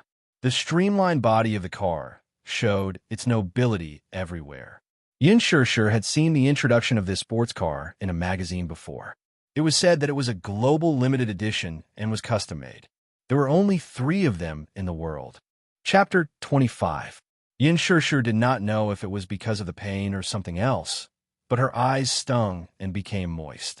She could no longer hold back her tears as they slid down her cheeks and dripped onto the ground. She was so upset that she started sobbing softly. She had been a vagrant since she was young. Even though she had a family later on, other than Yun Yeching, no one in the Yun family welcomed her. She had always been helpless. Now that she had lost her job, she really did not know what to do. The grievances that had been suppressed in her heart for a long time finally found an outlet. The unforeseen events in the past few days had already exhausted her. Just thinking about how she had just lost her job and was now penniless because of helping Yana pay off her debt, she did not know what to do now. All along, she had been very strong, so strong that she was almost stubborn. Even when she was in a difficult situation, she would only lick her wounds alone. No matter how tough and tiring it was, with Yu Yu by her side, she always felt that life was full of hope. However, reality hit her black and blue all over. Yu Yu had once told her that when she was in trouble, she just had to smile. Even a child knew this principle, but she could not do it well. Hence, she could no longer stop her tears from falling. Yin Shishir covered her cheeks in a sorry state. She sat on the ground and sobbed sadly. Not far away, the Porsche's engine stopped. The door opened, and a pair of expensive leather shoes stepped on the ground. Muyaja got out of the car gracefully and closed the door behind him. In his line of sight, he saw a woman in a white dress sitting on the ground motionlessly. She buried her face and cried like a pear blossom in the rain. She looked very pitiful. The girl looked very young, about 20 years old, but she looked a little frail. She wore a simple dress.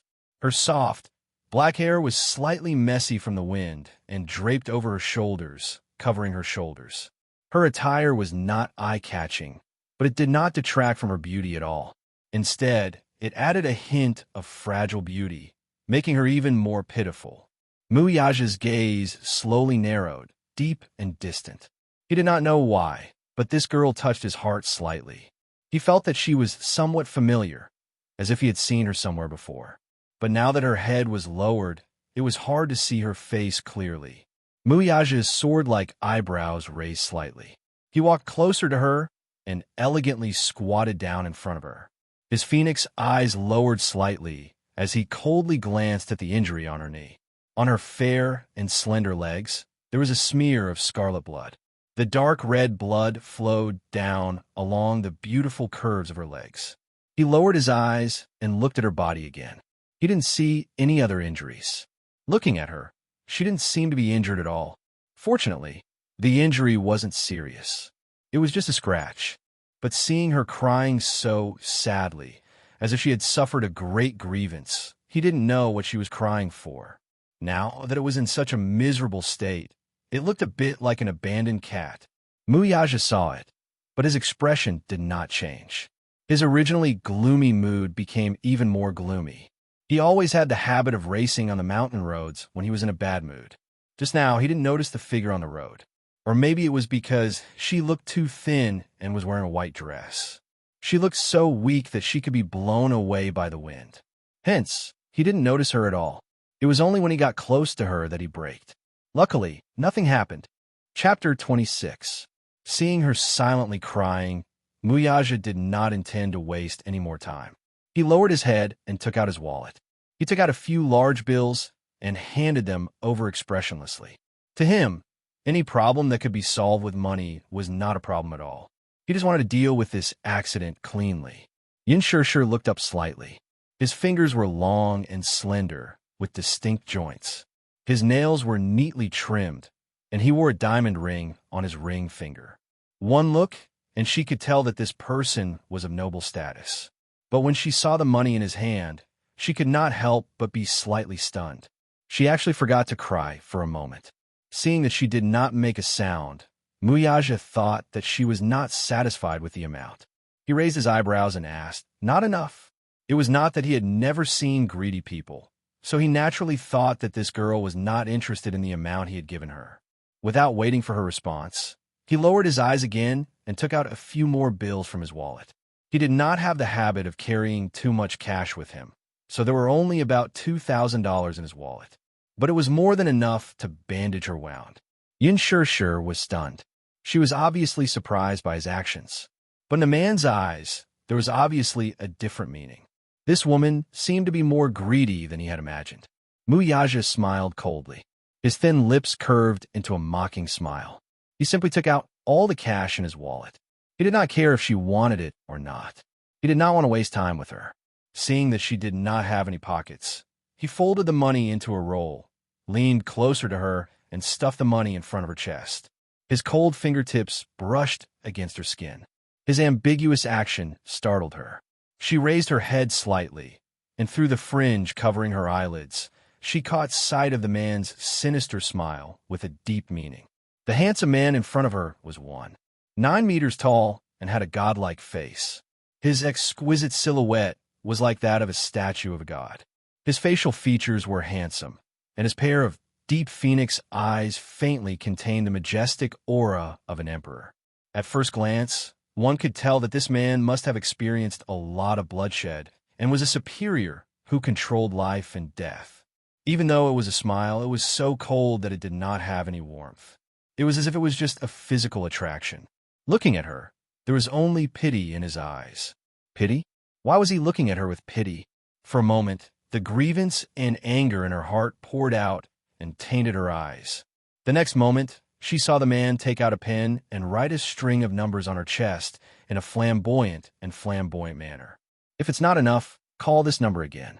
His aggressive behavior caused Yin Shishir to exclaim in surprise. This action of his was unintentionally humiliating her. "Sir, what do you mean? Are you rich?" Her eyes were filled with anger, and her tone was indignant. "You injured someone, but you didn't even apologize. Do you think that everything can be settled with money?" Yin Shishir was not an unreasonable person. She also knew that it was her fault. She did not pay attention to the road conditions, but he used such a condescending attitude to stuff the money into her chest like it was charity. This made her angry. Therefore, She only gave him a cold glare and didn't say anything else. After all, summer insects could not be compared to ice. Yun Shir looked up and took out all the money in front of her chest. Her other hand pulled over his broad palm and slapped the money into his hand. Chapter 27. The moment Yun Shir raised her head, that pair of misty eyes looked straight at him. The cold smile on Mu Yaja's lips suddenly froze. His pupils shrunk slightly, and then he narrowed his eyes deeply. This stubborn face made his mind startled. For a moment, his thoughts flew away. She did not look at his expression. The back of her hand carelessly wiped away the tears at the corner of her eyes. She stubbornly said, "This, mister, it's my fault. I didn't look when I was walking. You don't have to put on such a high and mighty attitude to give alms to me. I don't need it." After saying that, she did not care about him. As if he did not exist, she bent down and picked up all the documents on the ground. She did not even turn her head back as she walked away. Muyaja looked at her disappearing figure. He was a little dazed and could not take back his gaze for a long time. That stubborn look and expression suddenly pulled his thoughts 1,000 miles away. His memories suddenly came back. He vaguely remembered that night. The blindfolded girl under him was forced to bear all of his. He still remembered when he fiercely entered her delicate body. That tight feeling was so suffocating. He wantonly took possession of her. Looking at her, crying miserably under his body, he liked to see her cry like this. She was clearly such a weak girl. She was as fragile as a bubble that would burst with a touch. In front of him, she showed such a stubborn face. She carefully protected her pitiful dignity. Men really pitied this kind of girl. No matter how cold a man was, there would always be a soft spot in his heart. Although he was proud and aloof, he was no exception. She was different from other women. She was inexperienced. Her tender appearance was unbelievably immature. She was like an unripe fruit that was extremely sour when he took a bite. But it was this kind of immature girl who unexpectedly aroused a desire that he had suppressed for a long time. He wanted her. His tense body kept clamoring. Later on, the so-called formulaic was not so pure. He wanted to completely occupy her. He wanted to be entangled with her until the last moment. Thinking about it later, it was simply a little strange. When had he, Muyaja, been bewitched by a woman to the point where he was unable to control his own consciousness and was at her mercy? On top of her, his body was actually out of his control. He had always been a man with excellent self-control. After that day, he forced himself not to see that girl again. His intuition told him that she was a dangerous existence. Since he was young, the blood of an overlord flowed in his veins, and he had always been unruly. He was like a free and unrestrained wind, and he had always been overbearing and controlling others, and no one could restrain him. He did not like the feeling of losing control, whether it was with a woman or anything else. He subconsciously resisted this kind of restraint. However, his body was actually somewhat infatuated with this feeling. Muyaja smirked and turned around. Out of the corner of his eye, he caught a glimpse of a document on the ground. He slowly walked forward and picked up the document. It was the ID card that she had left behind. In her panic, she didn't notice that her identification card had fallen to the ground. Muyaja could not help smiling as he took out his phone. "Alan, check on someone for me." "Yes, President. The name is..." On the ID card, there was a girl's shy and warm smile. Her watery eyes were bright and sparkling, as if they were filled with sunshine. The brightness in her eyes seemed to have stunned all of time. Chapter 28. At this time, classes were about to end at the kindergarten. She had originally planned to pick up Yu to eat his favorite crab, roast soup dumplings. Thus, she asked Yu to wait for her at the school after school ended. However, Yun Shir did not want to pick up Yu in such a disheveled state. Thus, she hurriedly hailed a cab home, changed into a clean set of clothes, and tidied up. Thus, when she arrived at the kindergarten, most of the children in the class had already left. Only Yu was left sitting alone at the entrance with his little backpack. From afar, the little guy had his head lowered. He seemed to be holding something in his hand and was looking at it in a daze. Yun Shir suppressed the loneliness in her heart. She patted her cheeks and smiled as she walked towards him. Yu raised his head. When he saw that it was her, a bright smile immediately appeared on his face. He jumped down from his seat and happily ran toward her. He opened his arms and jumped in front of her, acting cute. Mommy, hug. Mommy, hug you. Yin Shirshir lowered her body slightly, and the little guy threw himself in her arms, acting coquettishly in her arms like a ball of cotton. His milky white little face rubbed against her neck intimately. He pouted his little mouth and said with a little grievance, Mommy, why are you only here now? You waited for so long. I'm sorry, Yu. Mommy had some matters to attend to at the company, so I was delayed. Okay, then Yu forgives Mommy. The little guy raised his little head. His charming eyes curved gently. His bright eyes seemed to be filled with fragments of sunshine. Yu smiled faintly before pursing his lips pitifully. Patting his tummy with his little hand, he grumbled, Mommy, I can't take it anymore. Yu is starving. Mommy said that I would take Yu to eat soup dumplings today. When are we going? Yin Shirshir's expression changed slightly when she heard this. She was in a difficult position. All the savings in his bank card had already been used to pay off the debt of that disappointing Yin Na. When she resigned today, the manager paid her this month's salary and performance bonus. However, it would only be transferred to her bank account tomorrow. Right now, she was really embarrassed. Crab dumplings were Yu's favorite food, but they were too expensive. She would only bring him there on special occasions or when she received a bonus. Yin Shirshir felt a little bitter in her heart. She looked up at Yu and gently caressed his soft cheeks as she coaxed. Yu, let's eat at home today, okay? As soon as she finished speaking, the smile on Yu's face suddenly froze. He lowered his eyes in disappointment and pouted his little mouth. His brows furrowed slightly as he muttered softly, Mommy said that I can't go back on my words. He tightly clenched the piece of paper in his hand, his small white face flushed red from sadness. His teeth bit down on his lips, and his fine and thick black eyelashes were stained with a bit of watery moisture, his eyes brimming with tears. When Yin Shirshir saw that the little guy was so aggrieved that he was crying, she immediately panicked.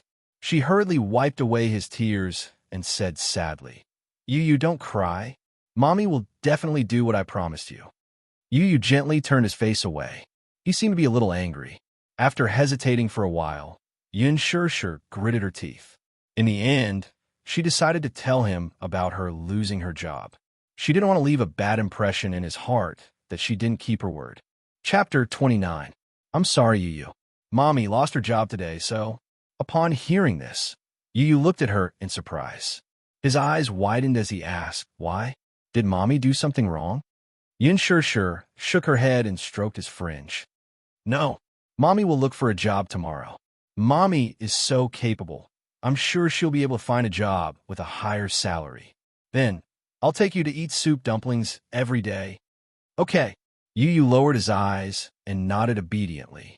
While Yin Shirshir wasn't paying attention, he hid the letter behind his back so that she wouldn't see it. He looked up and smiled as he said, Mommy, let's go home. Yin Shirshir obviously didn't notice his little movements, so she didn't know what he was hiding. It wasn't until a few nights later, after dinner, Yu obediently cleared the dishes. He moved a small stool from the kitchen and washed the dishes clumsily. His tender little hands were washed with warm water, and he was especially serious. He knew how to share some of the housework with Yin Shirshir since he was young. He was so considerate that he didn't seem like a 6-year-old child. Yin Shirshir rummaged through her cupboards and found an obsolete old cell phone.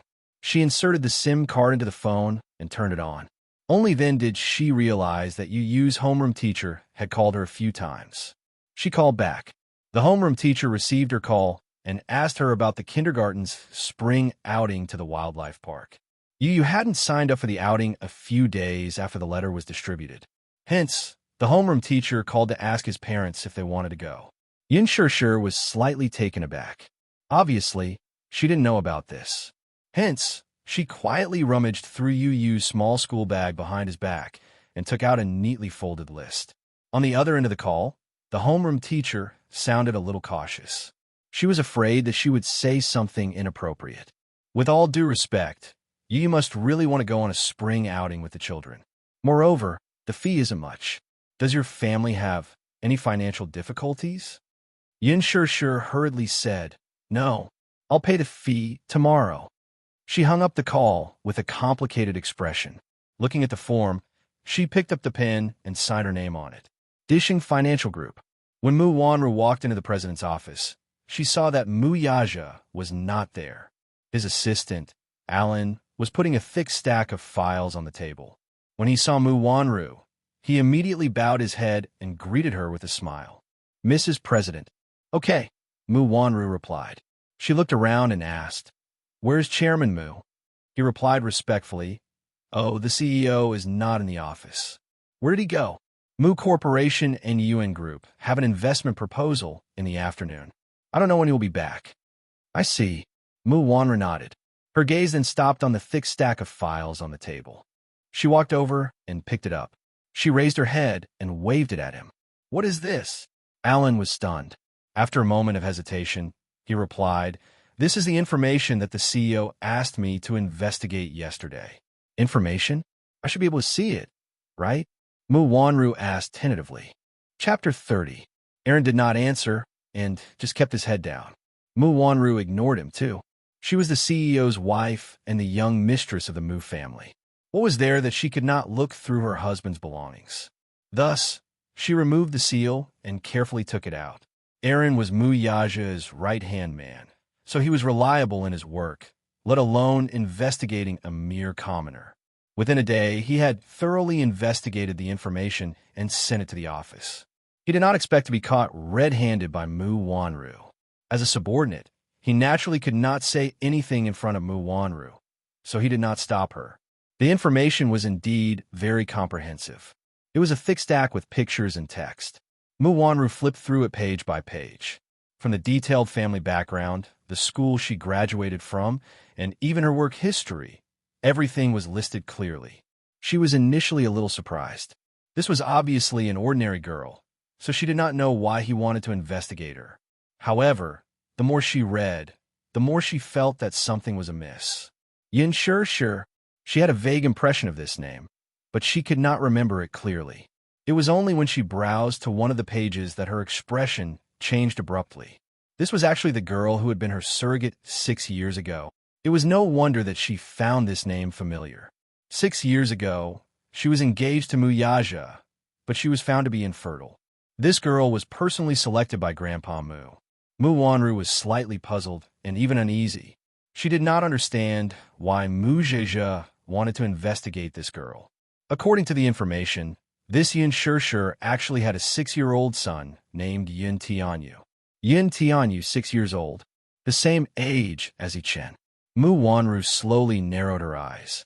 She vaguely remembered that the surrogate girl was pregnant with identical twins. However, because they were born prematurely and the twins' nutrients were taken away by the older brother in the mother's womb, the younger brother stopped breathing when he was born and was pronounced dead. She suddenly had an ominous feeling. She hurriedly flipped through a few pages and found Yun Tianyu's information. She read it word by word seriously.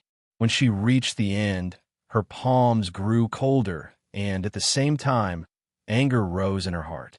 There was also a stack of photos in the file. She hurriedly took out all the photos and flipped through them one by one.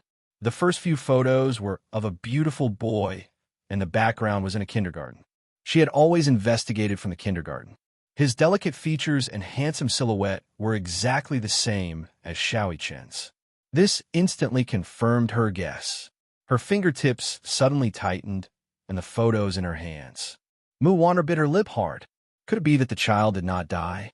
Or could it be that this child had been hidden by that woman for the past 6 years? Mu Wanru's heart started to panic as waves of chills ran through her body. What exactly was this woman's intention? That child clearly did not die, so why did she not mention it?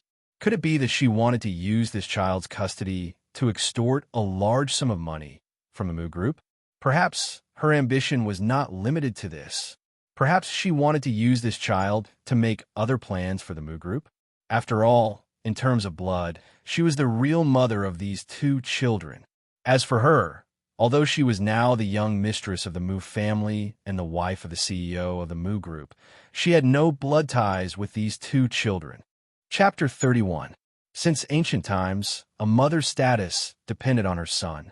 It was the same for wealthy families.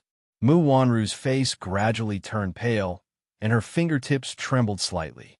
Alan, who was standing by the side, saw that her face was a little strange. He cautiously asked, "Mrs. President, what's wrong?" "Nothing." She pretended to be calm as she replied. However, when she flipped to another photo, her gaze suddenly froze, as if she had pierced a hole in the photo. In the photo, the young girl was wearing a bachelor's gown, standing at the entrance of the university, revealing a bright and gentle smile. Mu Wanru was stunned. She obviously couldn't believe it and flipped to another photo. There weren't many photos of Yin Shirshir, only a few. However, this face left an indelible impression in Mu Wanru's heart. It's her. Impossible. It can't be so coincidental. Mu Wanru could no longer hide the panic on her face. She put the photo aside and took the information about Yin Shirshir in her hands again. Previously, she didn't pay much attention to it, so she skimmed through it quickly. However, now, she read through it word by word, until her gaze stopped at the words Welfare Institute. She was so shocked that she paused. Her heart suddenly felt uneasy. Mu Wanru opened and closed her mouth slowly. Her eyes were glued to the document, but she was unable to utter a coherent sentence. Alan saw her in a daze and glanced at the information. He mistakenly thought that she didn't understand, so he explained it to her. Yin Shirshir. Her biological parents are unknown. Her background is unknown. When she was 6 years old, she was sent to the Welfare Institute. When she was 8 years old, she was adopted by the Yin family. This year, she is 23 years old. She graduated from St. Roland Women's University. She is also the girl who was a surrogate for you 6 years ago. Welfare Institute. Mu Wanru looked at the black and white words on the white paper. While she was in a daze, her memories flew back to the day when she first met her 15 years ago. Shundo Welfare Institute. At that time, Mu Wanru was just an orphan waiting to be adopted. Because of her likable face, she was well-liked in the orphanage and was revered as a princess. Many children were willing to play with her.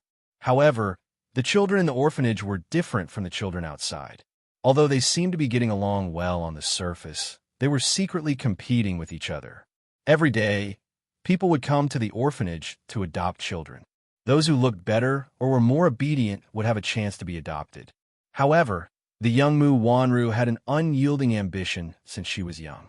Her mother was a masseuse at a bar. She had a low status and abandoned her at the entrance of the hospital after giving birth to her. She was picked up by a poor couple and lived in poverty for several years. It was only after a car accident that she became an orphan again and was sent to the orphanage. From that day on, she told herself that she wanted to live a good life and be adopted by a rich person. One day, a 7-year-old girl arrived. She heard that her mother had passed away, so she was sent here. Although this girl was dirty from head to toe, her appearance was very delicate and beautiful. Mu Wanru saw that the girl had a jade pendant on her. It looked expensive, so she took advantage of the fact that the girl was asleep and took the jade pendant for herself. When the girl woke up and found that the jade pendant was gone, she cried and made a fuss. However, Mu Wanru was very prestigious among the children at that time. No one believed that she had stolen the jade pendant. No one believed the girl's words. Chapter 32. Until one day, an elderly man who looked like a rich man came to the orphanage and summoned her. The elderly man took out a token from his pocket. It was exactly the same as the jade pendant. When they were pieced together, they were a perfect match. She did not know anything about it, and only lied that the jade pendant was left to her by her mother. The elderly man believed her and brought her back to the Mu residence. He named her Mu Wanru and quickly set up a marriage contract between her and Mu Yaja, who was only 14 years old at the time. In the office, when she regained her senses, Mu Wanru fell on the sofa in a daze. She held her forehead with one hand, and her back was drenched in cold sweat. She clutched the thick stack of documents tightly in her hand. Her fingertips could not help but tremble as she panicked. She really could not guess why Mu Yaja ordered people to investigate this information. Could it be that he sensed something was wrong and began to suspect her identity? He began to suspect her real identity when she was brought back by Grandpa Mu. When Mu Wanru thought of this possibility, her heart could not help but skip a beat. In fact, she stole the jade pendant from Yun Shir. She grew up in the orphanage. Because of her sweet and obedient appearance, she was well liked by everyone and had always been held in a high position. At that time, she was still young and had not seen anything good. Hence, when she saw the beautiful jade pendant on that girl, her heart was filled with greed and she stole it. After that, Xiaoshi found out and confronted her. However, which child in the orphanage did not side with her? Because of this, because of her framing, Xiaoshi was severely reprimanded by the director and punished with a paddle. It was so painful that she cried for several nights. However, she did not expect that this jade pendant would be involved in a complicated history. 15 years ago, by a free combination of factors, she was brought back to the Mu residence by the Mu Group's chairman, who was also the head of the Mu family, Mu Sheng. However, Grandpa Mu refused to talk about the origin of the jade pendant. He only told her that it was a relic left behind by her mother. After returning to the Mu family, the jade pendant was taken away by old Master Mu. It was paired with the other half of the jade pendant and was kept on him. She often saw him looking at the jade pendant in a daze, as if he was thinking of someone. When she grew up, the old man would occasionally mention that woman to her. Only then did she realize that the woman was his adopted daughter when he was middle-aged. However, that was all he said about that woman. It was as if he was deliberately hiding something from her, did not mention anything else. After that, she became the eldest daughter of the Mu family. She grew up being doted on until she got engaged to his grandson, Mu Yaja. From the beginning until the end, she didn't mention a single word about the true origins of this jade pendant, and she intentionally concealed it.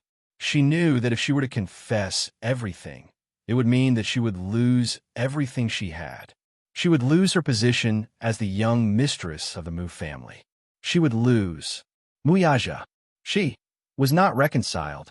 She was unwilling to let go, and she did not intend to return everything to the original owner.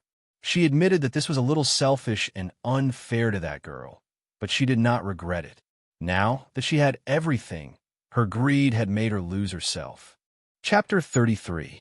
When she first entered the Mu family, she felt a little guilty and apprehensive. After all of this did not belong to her, but to that girl called Xiaoshi. However, happiness came so suddenly that everything in front of her seemed to be nothing more than a dream. It was as if everything was just a dream the moment she opened her eyes. However, when she opened her eyes again, she was still in that princess-like room and lying on that big, soft bed. Mu Sheng sat beside her. His stern face could not hide his loving expression. He was so gentle toward her and indulged in her to the core. Whatever she wanted, he would satisfy it one by one. Mu Wanru lacked parental love since she was young. She had never lived in such affluence, so she was immersed in this sudden happiness. However, the one who made her so selfish that she wanted to own everything was that man. The muse with the capital's rich and powerful family, and Mu Yaja was a man that many rich ladies flocked to. He was so outstanding that it was unimaginable. Why did God dote on him so much that he was so extravagant that he was not stingy with giving him so much? His family's wealth could rival a country's, his godlike appearance, his noble and arrogant status, and his stunning talent and gifts. Every single one of these would make one's eyes red with envy. And he had them all. She started to be greedy and obsessed with this man, so much so that she lost herself. God had never mistreated her. Although she was the Mu family's young mistress and the CEO's wife, she had snatched them from others. With a single thought, her life turned upside down. She actually became the CEO's wife of this huge business empire. At first, she was still uneasy, but later, she gradually felt at ease and enjoyed everything that did not belong to her. However, fate seemed to love to play tricks on people.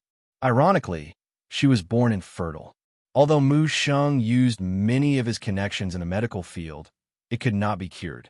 What was more ironic was that the surrogate he had hired was actually her, the real owner of this jade pendant. Mu Wanru was already drenched in cold sweat as she felt a sense of crisis. After so many years, they finally met again. 9 years ago, she snatched away her jade pendant and took everything that belonged to her. 9 years later, she became a surrogate and gave birth to a child that belonged to both of them. Somehow, there seemed to be an invisible bond that bound Mu Yaja and her together. This made Mu Wanru feel uneasy.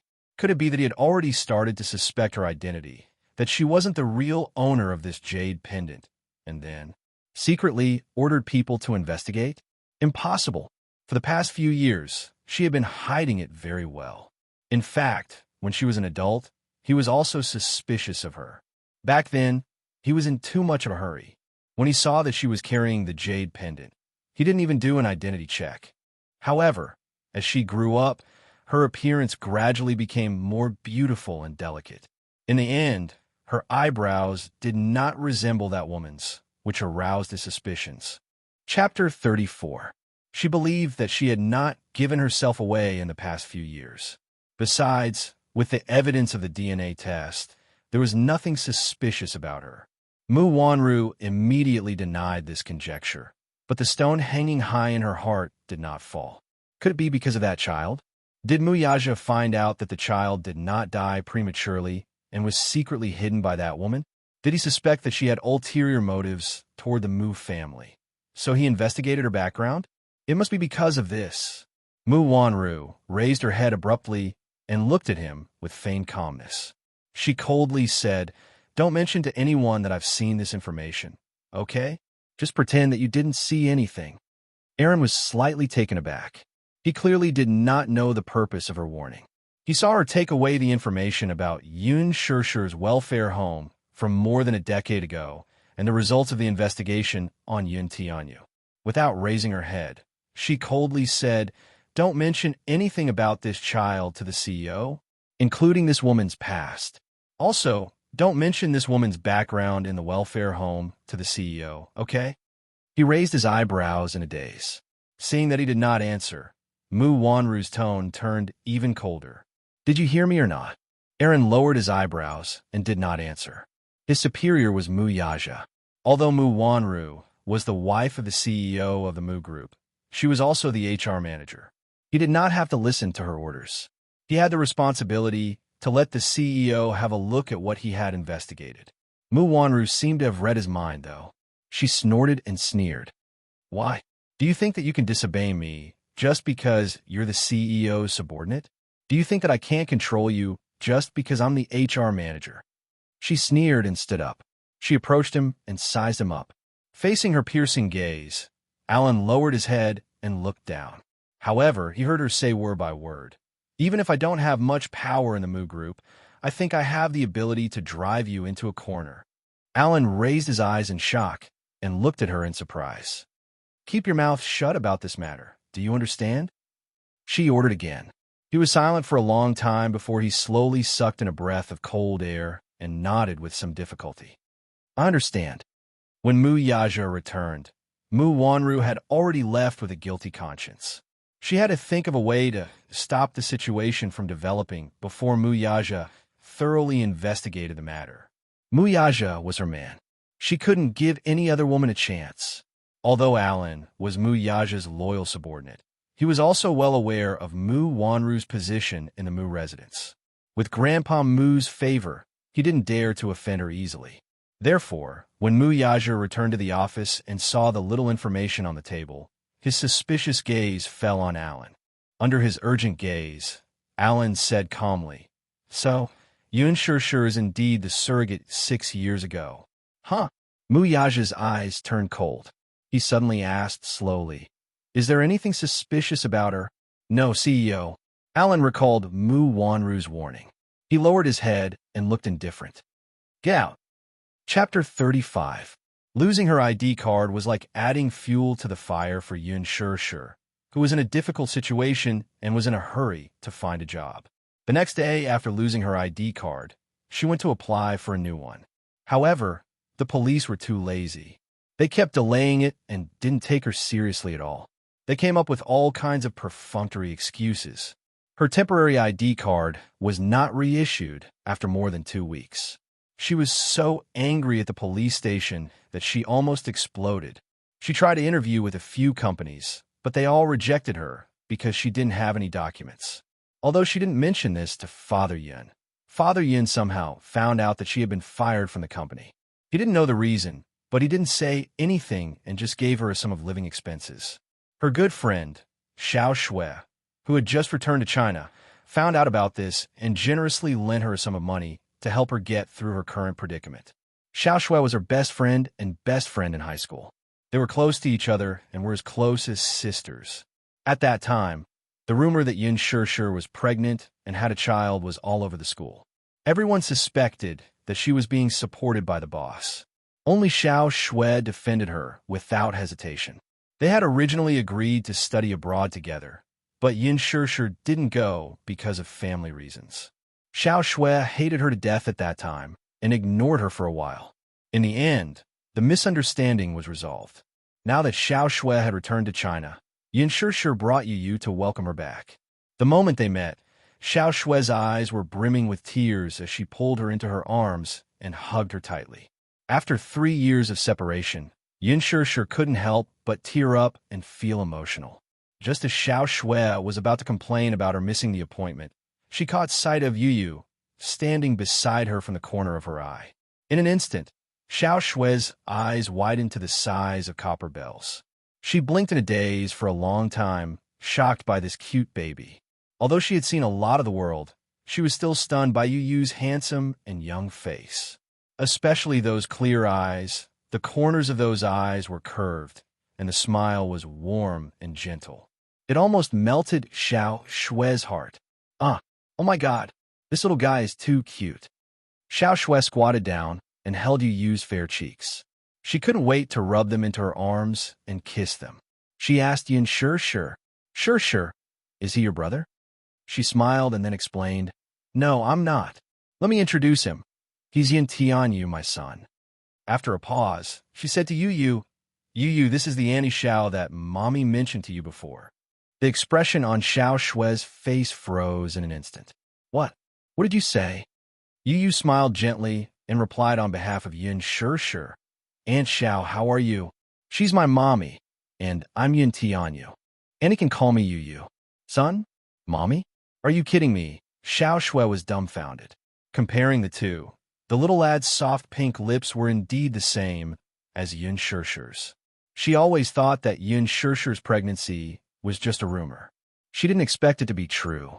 For a moment, she didn't know how to digest it. That's not right, though. This child looks to be 6 or 7 years old. Calculating the time, he was born before the new year, which was a year before she went abroad. Chapter 36. Xiao Shui nodded and brought her to a Western restaurant that she used to love the most. They entered a private room.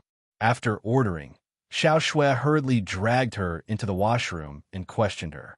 Yin Shishir did not want to hide the truth from her, but she did not want to delve into the past, so she only gave a brief explanation. Xiao Shui's heart ached when she heard this. That stepmother of yours actually treated you like that. She's simply heartless. I found it strange. Back then, Father also mentioned that the Yun family's fate was at stake 6 years ago. They owed a lot of debts, but they were cleared in a year. I didn't expect you to sacrifice so much. Why? Yin Shishir smiled lightly. I know how to repay kindness, don't I? Besides, it's all in the past. Since it's for the Yun family, then it can be considered as me repaying Father for raising me. The difficult time in the welfare home, where she was bullied, was a nightmare in Yin Shishir's heart. If Yin Yeqing had not adopted her, she would not have been able to bear the humiliation at that time. Even after that, Yin Yeqing's fatherly love for her did not diminish. Moreover, the time after giving birth to you was difficult. Thinking about it now, it was as unbearable as an abyss of suffering. Now that this matter was mentioned, she did not feel any pain or itch. To have such a heartwarming son like you was a gift from the heavens. She was already grateful. 6 long years. No matter how deep the memory was, it would fade away. Then, Xiao Shui was afraid that she would be sensitive and carefully asked, Aren't you afraid that Yu will be snatched away by his biological father? Yin Shishi's eyes blurred for a moment as she recalled that man. She then said, "That's why I want to keep Yu's background a secret. No one will mention it, and no one will be able to snatch Yu away." She did not know who Yu's father was, nor was she interested in knowing. It had nothing to do with her. Yu was her most cherished treasure. She would not allow anyone to snatch him away. Even if it was his biological father, he still couldn't do it. Seeing that she didn't seem to want to talk about it, Xiao Shui didn't pursue the matter any further. A look of envy appeared on her face. "That's great. To have such a charming son." When she returned to the private room, she couldn't help but pounce on Yu. She pinched his little cheeks and said, "Yu, you're so cute when you smile." As she spoke, she put on her standard coaxing expression. "Yu, come with Annie, okay? Annie will take care of you, bring you to eat good food, and have fun." Yu put down the teacup in her hand and elegantly wiped her fingers with a wet towel. Then, she revealed a charming smile and said, "Auntie, Mommy told me not to go with strangers. I'll be abducted and sold." Xiao Shui was stunned. During the dinner, Xiao Shui suddenly asked her, Sure, you're so beautiful. Have you ever thought of going to Huanyu Entertainment?" Huanyu Entertainment. Yin Shishu raised her eyebrows in surprise. However, Xiao Shui glared at her with a look of disdain. Huanyu Entertainment is preparing to shoot a movie recently. They're holding a nationwide audition for the female lead. You can give it a try. After all, acting used to be your dream. Yin Shishu smiled slowly. She was a university student majoring in arts and media. She watched helplessly as she stepped into the entertainment industry. It was just a step away. However, she gave up on this dream because her family's fortunes had declined. Chapter 37. Don't tell me you don't know about Huanyu Entertainment. Huanyu Entertainment is backed by Dishing Financial Group. It's one of the top 100 business empires in Asia and the world. At the mention of Dishing Financial Group, Xiao Shui's eyes shone with yearning. Dishing Financial Group's position can be said to be the core hegemon of the financial industry. Just think about it. In the face of the financial crisis, so many big companies have collapsed, but Dishing Financial Group is standing tall and unaffected. Moreover, the CEO of Dishing Financial Group is a legendary figure. He's young, has a prominent family background, and is as rich as a country. So many socialites flock to him. With such a strong backer like Dishing, Huanyu Entertainment is like a leader in the entertainment industry. At the mention of Dishing's CEO, whom she had seen on TV, Xiao Shui immediately started talking. In front of Yin Shishu, she could not wait to gossip about his 18 generations of ancestors. However, Yin Shishu was not interested in this and interrupted her helplessly. "Why are you talking about it as if it's a god? Is it that exaggerated? I say, you've seen too little of the world, haven't you? Everyone in the capital knows about Dishing Financial Group's prominent position. You don't know who the mayor is, but how can you not know about Dishing?" Xiao Shui said mysteriously. "I heard that even the important government officials of the country have to give Dishing some face." Xiao Shui paused, and then a look of admiration appeared on her face. "To be honest, from what I know, this Dishing CEO's net worth is immeasurable. No one can say for sure whether his net worth is in the tens or hundreds of billions. This man of the hour is very mysterious in front of the media. He's too mysterious. You've gone off topic, haven't you?" Yin Shishu sipped her coffee coolly. Xiao Shui looked helpless. Sure, don't tell me you've really given up on your dream back then." "Acting was indeed my dream." Yin Shishu looked away helplessly. "But back then, there was a drama that had come to school to audition for the female lead. Her mentor had recommended her to be the female lead. It was such a good opportunity, but she had not taken it. Back then, that movie had become popular all over the country. Everyone in the cast had become famous."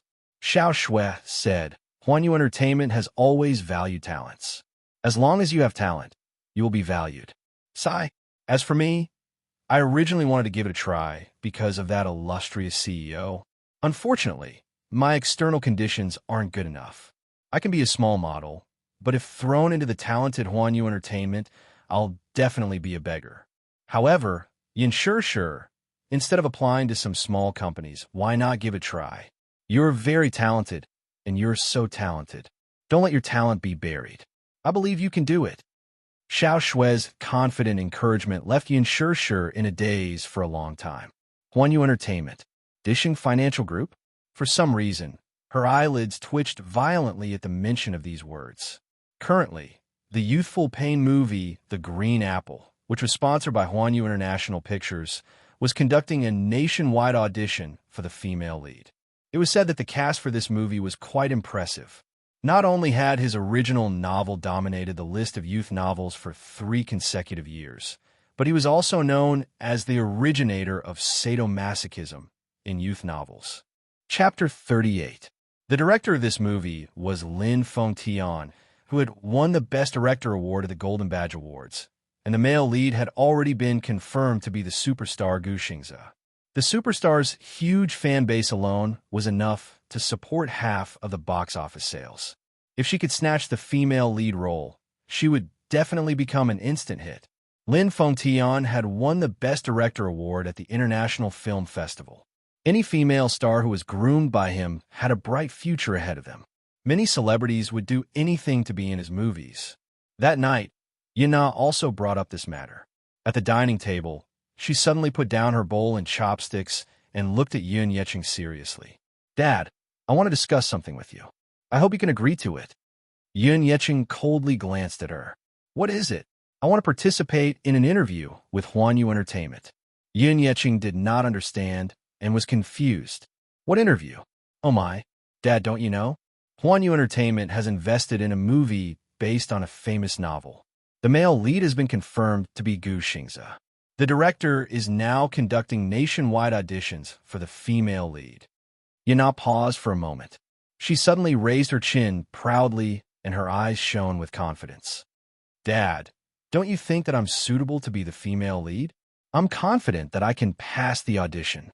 This is a once-in-a-lifetime opportunity. If I pass the audition, I can become a star. When I become famous, you and Mom will be able to live a good life too. After I get paid, I can bring you guys on a vacation, live in a good house, and drive a good car." As Yin Na spoke, she glanced disdainfully at Yun Shishir from the corner of her eye. Yun Shishir only lowered her head to eat. No one knew what she was thinking. Yun Yeching could not help but frown when he heard this. "Can't you find a stable job to think about all these things all the time?" "Dad, I have the capital to be a star. Why should I find those ordinary jobs?" Yana did not know whether to laugh or cry as she refuted. Yun Yeching sighed and shook his head. He said meaningfully, "Dad suffered from being uncultured back then. You should settle down while you're still young. Go to an adult university and find a stable job. Don't do these crooked things all the time." "Dad, why are you so stubborn? What do you mean by dishonest practices? Being a celebrity is very profitable. Just filming a movie can earn you hundreds of thousands. It's no longer the era where you can live a good life just by studying well." Yin Na was annoyed by his old-fashioned way of thinking. Yin Yeching only focused on picking up the food and did not say a word. Yin Na said patiently, "Dad, don't you think the place we live in is very poor? Broken house, broken fridge, broken TV. Don't you want a bigger house?" Seeing his silence, she could not help but fantasize about it. "If I become a celebrity, I'll be able to make a lot of money just by shooting a movie. At that time, I'll have the money to buy you a big and magnificent villa to live in. I'll let you and Mom enjoy life at home." His words made Li Qin beam with joy. Her heart was as sweet as honey. She said happily, My daughter is so obedient. Mom is very happy to hear that." She then turned to Yun Yeching and said, "Yeching, look at how sensible your daughter is. Humph, she's not like someone who's not sensible at all." Yun Shishir acted as if she did not hear the hidden meaning behind her words. Yun Yeching frowned again. "Being a celebrity? Don't mess things up for me. I heard that industry is very messy." Chapter 39. Yin not persuaded again, Dad. "Others say that the world is a mess. There are bad people everywhere, and everywhere is a mess. Actually, as long as you are firm, you won't have to be afraid of going astray." Li Qin also said, "Yeching, what our daughter said makes sense. It's rare for her to be filial and want to earn money to show filial piety to us. Shouldn't we support our daughter's idea?" A woman like Li Qin, who was greedy for wealth and splendor, had spent all her energy on Yun-Na. She was eagerly waiting for Yun-Na to climb up the social ladder and make a name for herself in a wealthy family. Although Yun-Na was different, they were still mother and daughter. Obviously, they were jackals of the same tribe. Hypocritical and vain, they were only willing to share the joys but not the hardships. She usually paid attention to the entertainment headlines. When she saw those star-studded actresses walking on the red carpet of the International Film Festival, she was amazed. She often saw those actresses who married into rich families and became phoenixes in the headlines. She was very jealous. In her heart, those who could step into this rich and vain circle would be able to climb up the social ladder. Yin Yeching lamented again and again. That's enough. If you like it, then go ahead. You're not a child anymore. Since you have your own plans, then go ahead and give it a try. Don't blame me for not reminding you, though. That circle is no doubt a tiger's den for a child like you who has no social experience. Dad is old and powerless, so I can't protect you. When the time comes, don't blame me for being useless. Late at night, when Yu climbed into bed to sleep, Yin Shishir sat in front of the computer and searched for job postings online. She originally wanted to enroll in finance in university, but she accidentally entered the art department. She was quite talented in the art field, and with her unique looks, she was not inferior even when compared to A-list celebrities. Out of curiosity, she clicked on Huanyu Entertainment's official website. What entered her eyes was a luxurious web page. The news of the national audition for the female lead of The Green Apple dominated the headlines. The investment for this movie was huge. If she could get the opportunity to play the female lead, she would definitely become famous overnight and have a magnanimous career path in the entertainment industry. Having a magnanimous career path meant that she would be able to earn a lot. It was not that Yin Shishir was not tempted. She looked at the notice board and saw that Huanyu was looking for an artist assistant. She made up her mind. A few days later, she got her ID card. Early in the morning, she sent Yu to kindergarten and took a taxi to Huanyu Entertainment with her prepared resume. Early in the morning light was faintly discernible, and the air was filled with the faint fragrance of grass. When they arrived at Huanyu Company, they saw a long queue at the entrance. Yin Shishir was a little shocked by this scene. She had never seen such a shocking scene before. She was secretly surprised. Could it be that there were so many competitors applying for the assistant position? After asking around, she found out that she had bumped into the first audition for the female lead of The Green Apple. Other than the girls who had rushed over to participate in the audition with dreams of becoming stars, there were also many die-hard fans of Gu Xingze. The male lead had been confirmed for him, and the director had decided to use a new actress for the female lead. The film crew started the nationwide audition. The promotional video for the audition filmed at Tsinghua University had already been broadcasted and caused a sensation. Even if the movie did not have a lot of resources, Gu Xingze's popularity alone was enough to attract many students to apply. Chapter 40. Although the audition was held on a weekend, many of his die-hard fans came when they heard that the popular superstar Gu Xingze would be attending the audition. Some of them were even loyal fans who had flown in from other places. The popularity of the audition caught the production crew off guard. Even though they hired bodyguards to maintain order, they still couldn't stop the army of aggressive fans. The huge Huanyu Tower was suddenly filled with people. Banners of support were hung all over the tree trunks and walls outside the company building. The entire Huanyu Entertainment seemed to have been crushed by Gu Xingze's army of fans. At the grand entrance of Huanyu Entertainment, there were several luxurious cars parked. In one of the nanny vans, 3 men in simple clothes were looking at the bustling crowd at the school gate. Most of them were young and pretty female students. They were all in a hurry to attend the audition. All of them were dressed to the nines in order to maximize the director's attention during the audition. Director Lin, I don't mean to say this, but these female students are pretty good looking. Look at the one in the white dress. She's quite stylish. Doesn't she look like Yin Xiaochuan in the original novel? Oh, and the one in the black dress over there. I think this young lady is well prepared. She must have read the original novel. In the novel, Yin Xiaochuan wore a black dress like this when she first appeared on the school stage. That young lady looks pretty good, but I feel that she's not tall enough. The assistant leaned against the window and looked in the direction of the school gate. He was like a small steward in ancient times who held the selection for the emperor. He talked endlessly and gestured with his hands. He turned around to look at the man in the white shirt, but saw that he only had his head lowered and was flipping through the application forms. He glanced at the 2-inch colored photos, but he didn't seem to be interested. Boring, Lin Fontian suddenly said and threw the name list aside. He was too lazy to look at it again. Director Lin? What's wrong? Lin Fontian lowered his head and sucked on a cigarette. His tone was neither cold nor warm. There's no one I want. What? The assistant was shocked and tongue-tied. Lin Fontian was one of the top youth-oriented filmmakers in the country. The films he directed had always been a money-making magnet for youth-oriented films. One of his representative works, I Heard That Love Came Back, was a classic that could compete with Hollywood blockbusters. The reason why he had so many classic films was because of his fanaticism and strictness towards his work. In today's entertainment circle, movies were no longer purely an art form. Out of commercial considerations, many directors had gradually deviated from the main theme of movies. However, Lin Fontian was different.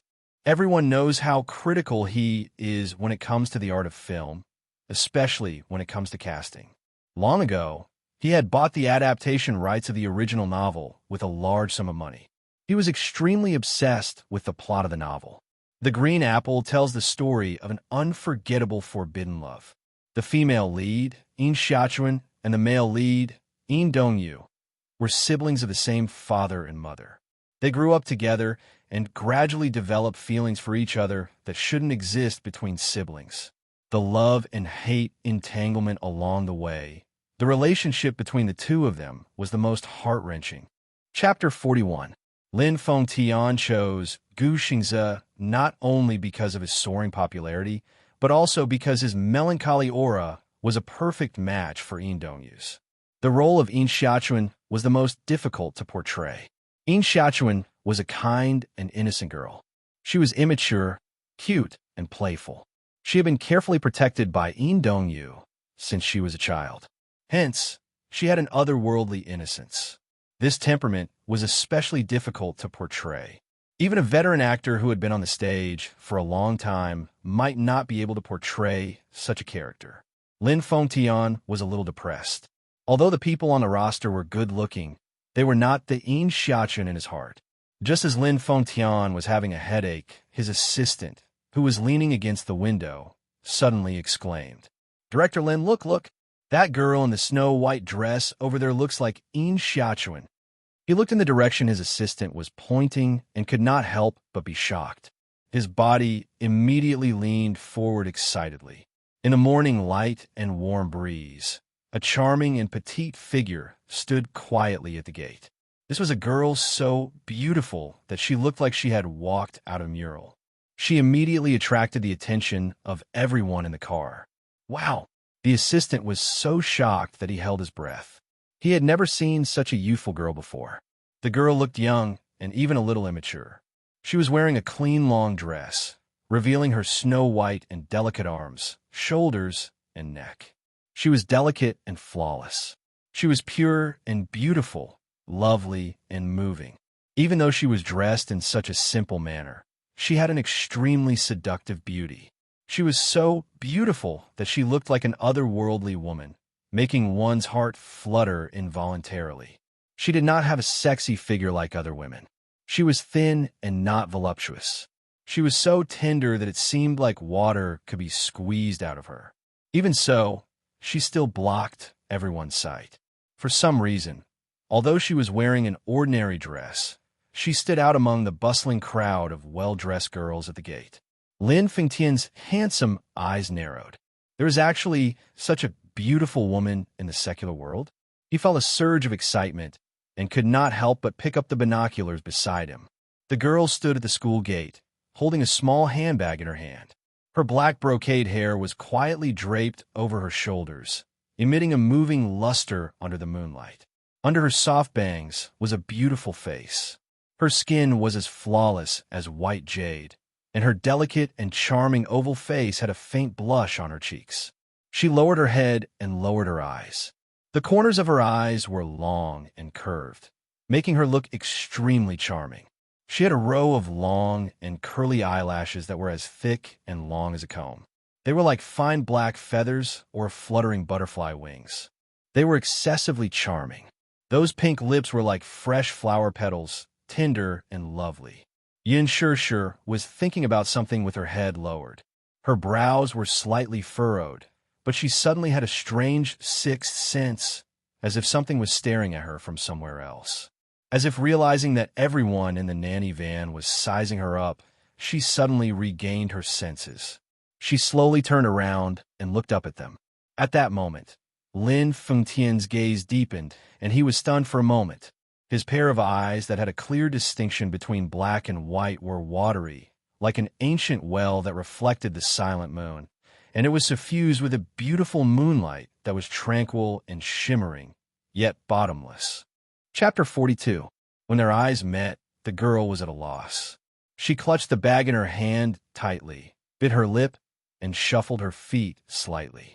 However, it was precisely this unpretentious expression that made people feel that she was rather cute. Enchanting. Lin Fengtian suddenly slapped the table and exclaimed. This girl was practically a living enchanting. Lin Fengtian excitedly reached out to flip through the roster that had been thrown aside. He said excitedly, "Is this girl from this university? Did she sign up? Find out what her name is. Inform her directly to come for the audition." Director? Lin Fengtian looked up and saw the confused look in his assistant's eyes. "We can just get out of the car and invite the girl to the audition. That way, we won't have to waste any effort." He sighed helplessly. Wasn't this director too excited? Lin Fengtian slapped his forehead and said, "That's right. Why didn't I think of that? Why would we need to waste any effort?" He got out of the car immediately.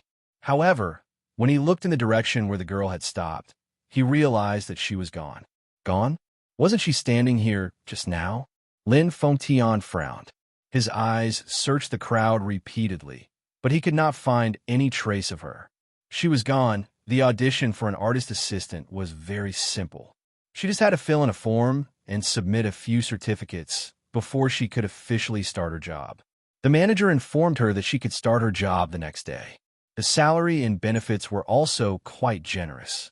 Although it was a thankless job, and she might even be bullied, Yin Shishir was extremely excited.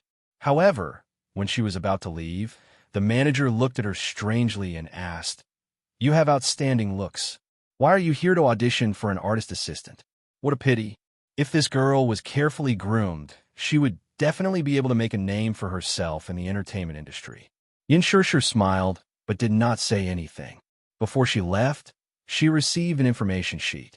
The artist she was in charge of was actually a newcomer with a big background. Her name was Han Jingyi.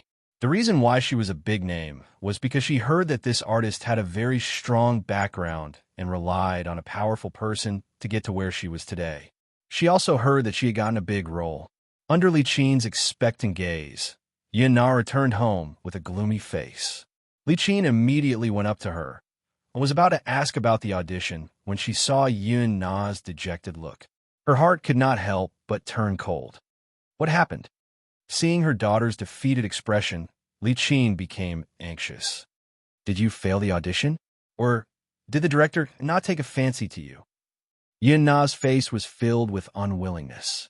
With my talent, how could I not pass the audition?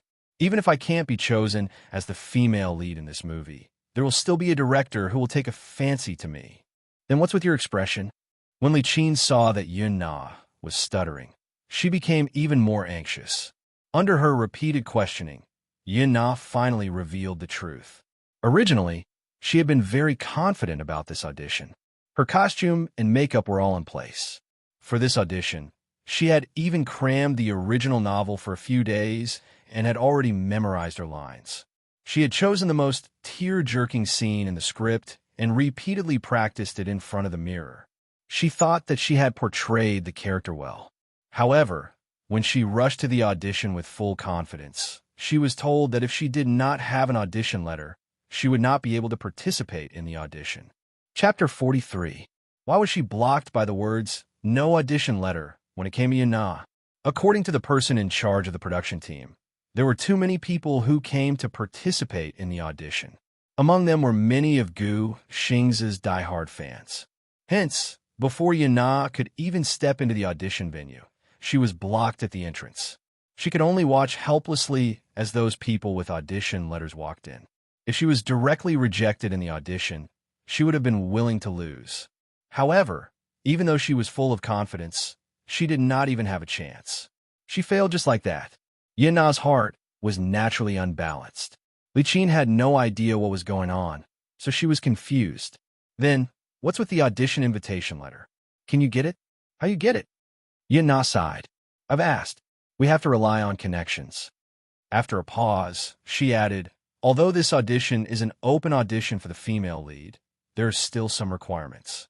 Those audition letters are either sent out by people in the production team or by other big agencies who rely on their connections to get them. When many agencies heard that this was a once-in-a-lifetime opportunity, they did not hesitate to rely on their connections. Hence, most of the people who were able to participate in the audition were the 18th-tier models of the agencies. They all wanted to take advantage of this opportunity to make a name for themselves. Just like Gu Jingyi, the audition water was very deep. Is there no chance? Li Qin could not bear the shock. She had put so much effort and expectations into her daughter, just waiting for the day when she could make a name for herself. Now was this dream going to be shattered? Yana suddenly thought of someone, and her eyes lit up. Don't worry, I have an idea. At night, Yin Shishir was writing the contact list for Yu Yu's homeschool when her phone rang. She picked up the phone absent-mindedly. On the other end of the line, there was a lot of noise. It seemed to be in place like a nightclub, and there was a lot of noise. Hello? Hello? Yin Shishir raised her eyebrows in confusion. No one answered the phone for a long time. She was about to hang up when a man's rough voice came from the other end. Are you Yana's sister? Yes. That person said, she's dead drunk now. I can't wake her up no matter what. Can you come and pick her up? Yana again. Why was he always causing trouble? Yin Shishir subconsciously wanted to refuse. She didn't want to clean up her mess anymore. She had treated her and Yu Yu like that, and in the end, she had indirectly caused her to lose her job. What else did she want? She was drunk, so what did it have to do with her? However, Yin Shishir's weathered face suddenly appeared in her mind. She couldn't help but clench her fists and stare blankly for a long time. Seeing that she did not reply, the person on the other end repeated hello for a long time. She let out a long sigh and asked, Where are you? Gabriel. Gabriel's was a famous nightclub in Beijing, and it was famous for its extravagant spending. Therefore, most of the people who came to Gabriel's for entertainment were rich and young masters, but there were also some hooligans who came here to have fun. Therefore, Gabriel's was also famous for being messy. Drugs, gambling, shady dealings, and transactions. Once night fell, this place would become a dark treasury. There were often news of people exchanging gunfire here, and there were heavy casualties. However, even though it was so chaotic and serious about social security, Gabriel's was different from other nightclubs. It had a very powerful background, and the people above it were very influential. Therefore, many people didn't dare to touch it. Chapter 44. As soon as Yin Shishir stepped into this foul place, she was choked by the smell of smoke. Along the way, the unrestrained looks of men and women entered her eyes. The air was filled with the smell of debauchery, and the private room was a scene of drunkenness. Under the guidance of the waiter, she walked into the private room that the man mentioned. Just as she entered, Yin Shishir smelled a strong smell of alcohol and smoke. The private room was filled with smoke, and the music was very loud. A few young men with the most popular hairstyles were drinking heartily. He looked around and saw Yun Na lying on the sofa in a drunken stupor, unconscious. When the few youths saw her, they all raised their heads and whistled loudly. Yo, she's really here. This chick is quite pretty. Her figure is not bad either. She looks much more attractive than those young ladies.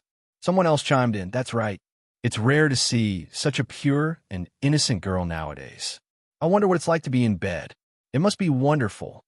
The filthy words were unbearable to the ears.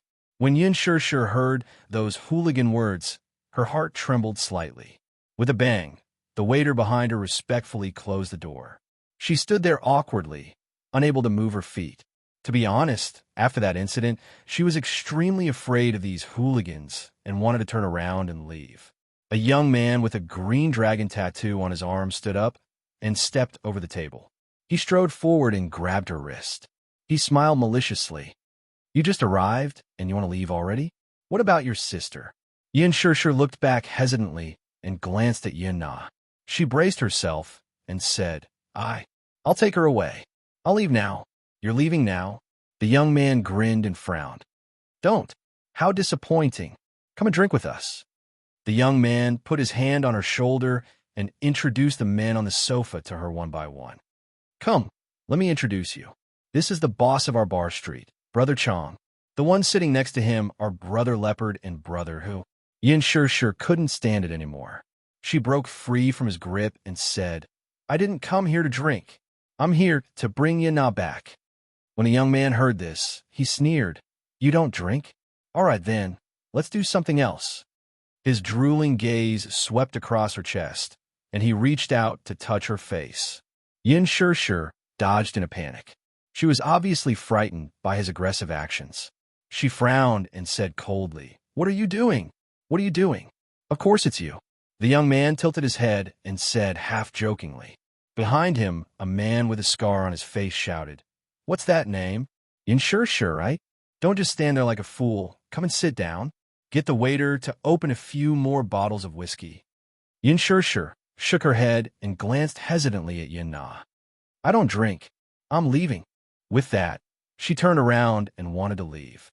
The young man quickly grabbed her wrist and pulled hard, pulling her back. Yin Shirshir exclaimed and struggled. But how could she resist the young man's wrist strength? He glanced at her from head to toe and said disappointedly, Hey, don't be like this, okay? This little sister is young and doesn't know anything. As her elder sister, don't you know the rules?" Yin Shirshir frowned. "What do you mean?" Chapter 45. The young man laughed, and someone behind him mocked loudly. "Your sister doesn't know her place. She came to us to ask for drugs to play with when she has no money on her. She's been clinging to us every day. She owes us $200,000. $200,000. Yin Shirshir was stunned. She felt her head buzzing, and her eyes widened in disbelief. She thought that Yin Na was just being rebellious, which was why she often fooled around outside. However, she didn't think too much about it. She thought that she was just a hooligan and that she would learn to behave sooner or later. However, she didn't expect her to be so fierce that she even dared to play with drugs. She even owed these people $200,000. $200,000. Even if she sold her father's apartment, she might not be able to repay this debt. She was stunned on the spot, and her body was as stiff as a rock. The young man beside her muttered, "Playing with drugs when you have no money. How boring. Tell me, how are we going to get this money? Do we have to go and get it from you personally?" The person called Brother Chong had a cigarette in his mouth. He was having fun with a sexy woman in his arms. He put out the cigarette and said with a smile, "The younger sister can't afford it, but the older sister should have money, right?" Yin Shirshir's eyes dimmed. I don't have money." She couldn't even afford $20,000 or $2,000, let alone $200,000. The young man glared at her in disappointment. "No money? Brother Chong," this woman said, "she has no money. $200,000 isn't a small sum." Brother Chong heard this and smiled obscenely. "You don't have money? If you don't have money, you can pay me back with other things." The young man immediately understood. He lowered his head and looked at her lecherously. He was very satisfied with her delicate face. "Look at how pretty you are. Playing with Brother Chong for a few days will be enough to make up for it. Young lady, you should be happy. If it were those women outside, we would really look down on them." "No." Yin Shirshir refused immediately. The young man was so angry that he laughed. He patted her cheek gently and pointed at Brother Chong. "Hey, don't be ungrateful. Do you know who this is? He's the boss of a bar street in the capital. How dare you refuse him? You're courting death." He practically forced her onto the sofa.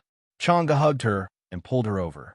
He poured a glass of whiskey with one hand, wiped the white powder on the rim of the glass with his fingertips, and handed the glass to her. The wine splattered all over the table. "Drink this wine." Yin Shirshir looked at the swaying wine in the cup, and her breathing gradually quickened. I don't know how to drink. Not to mention whiskey. She couldn't even touch beer. Her body was allergic to alcohol, and she would get drunk with one sip. Not to mention a glass. Even a sip would make her unable to leave this place. Brother Chong clicked his tongue and frowned. "What? Are you not going to give me face? I really can't drink." Yin Shirshir clenched her fists tightly. She didn't know what to do. You refuse a toast only to drink a forfeit. When Brother Chong saw that she wasn't going to budge, he raised his head and gave the young man beside him a look. The latter understood. He stepped forward and clasped her jaw, forcing her to open her mouth. He forced the glass of whiskey into her mouth. Large mouthfuls of whiskey rushed into her nose and throat, accompanied by a strong smell of alcohol. At that moment, she felt suffocated and was caught unprepared. She choked a few times, and the burning alcohol slid down her throat. It was so strong that her face immediately turned red, and it was so spicy that tears flowed out. She didn't know where she got the strength, but Yin Shirshir pushed the young man away. The wine glass fell to the ground and shattered into pieces. Chapter 46. With an unknown strength, Yin Shirshir pushed the young man away, and the wine glass fell to the ground and shattered into pieces. She clutched her throat desperately, bent over, and coughed nonstop. After vomiting a few times, she felt a burning sensation in her stomach, as if a raging fire was burning. Pure whiskey, full of strength, with plenty of aftertaste.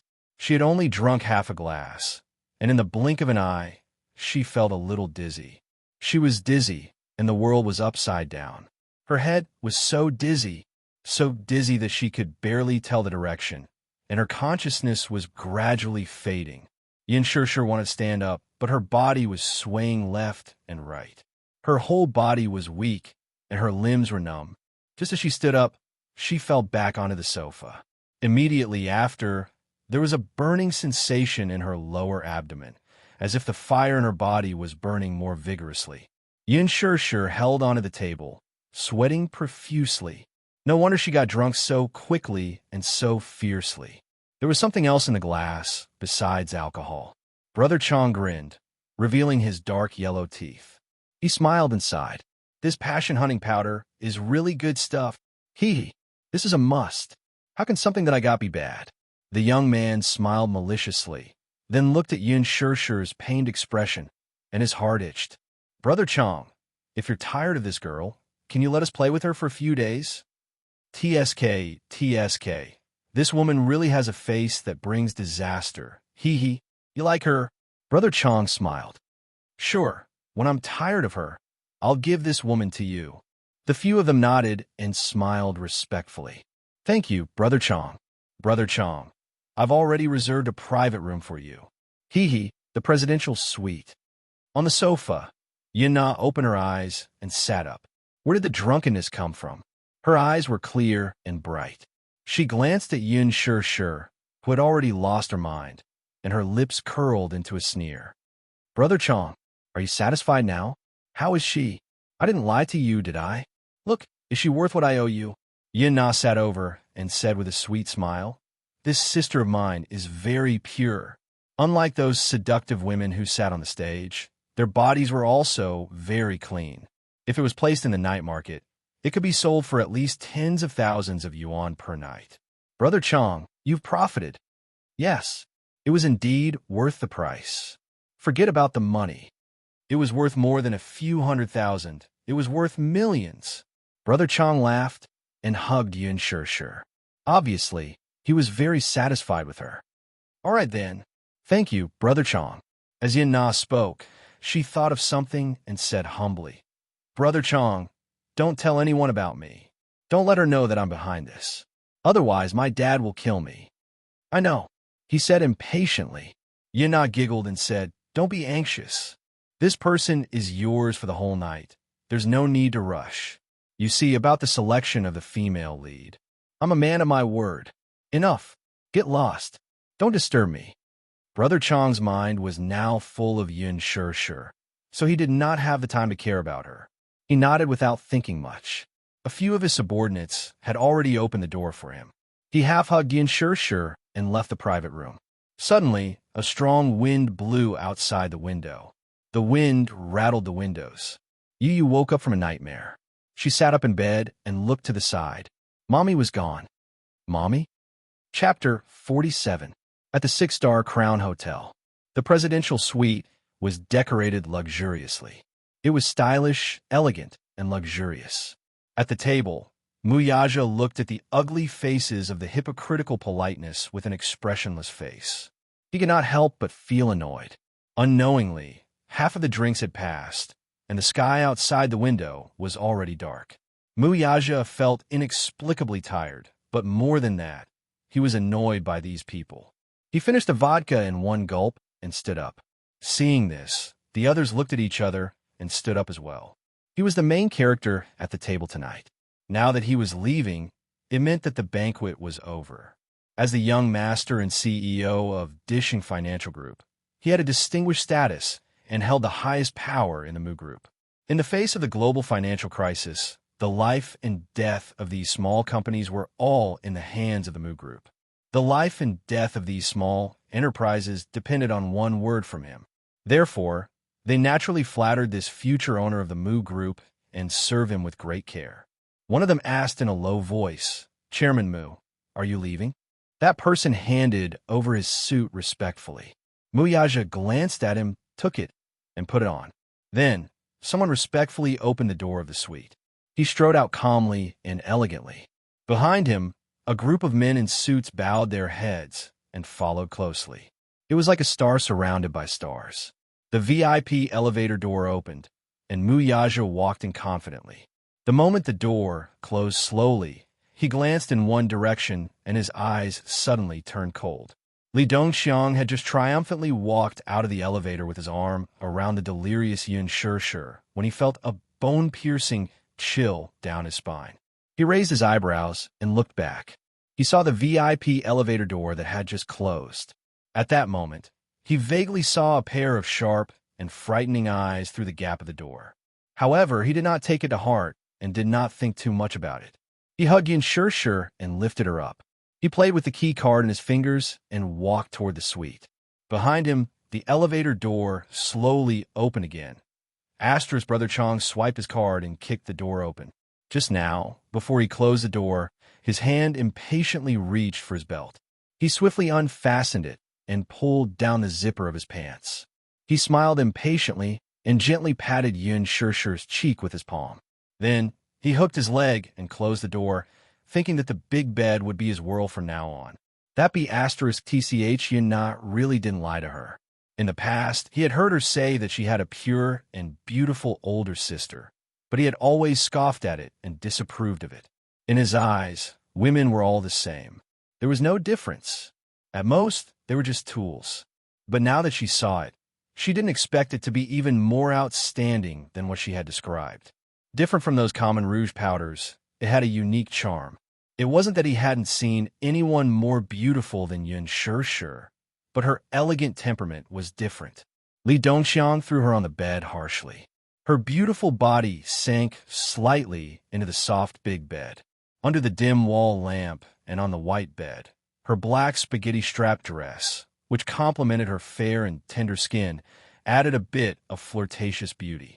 Her messy black hair was draped over her shoulders, and the scenery in front of her chest was faintly discernible.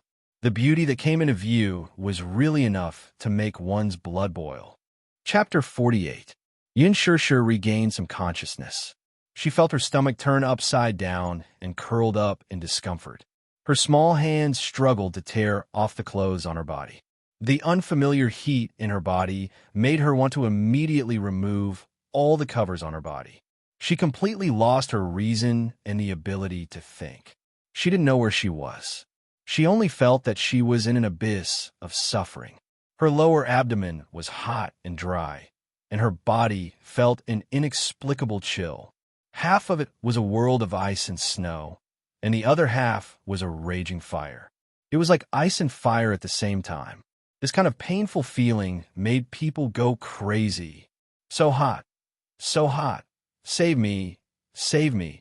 Brother Chong looked at her and felt proud. Hunting passion powder was the most terrible drug in the black market. Without special channels, it was impossible to get such a good thing. Once she took even a little bit of it, even a chaste woman with strong willpower would not be able to resist it. Without a man, the feeling was simply worse than death. Not to mention this inexperienced woman. Yun Shirshir turned slightly on the bed, and the pain was unbearable. But she didn't know that this action made her even more charming. Chang'e quickly took off his clothes. He didn't even care that his pants were only half off before he excitedly climbed onto the bed. He couldn't wait to pounce on her. Little beauty, don't move.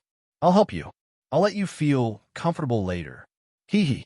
At this moment, the doorbell rang. Brother Chong paused, and his expression became distorted, but he didn't want to stop. Now that he was in a mood, what could be more depressing than being disturbed in the middle of it?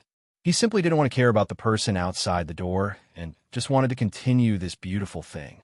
However, just as his hand unbuttoned her clothes, the doorbell rang again.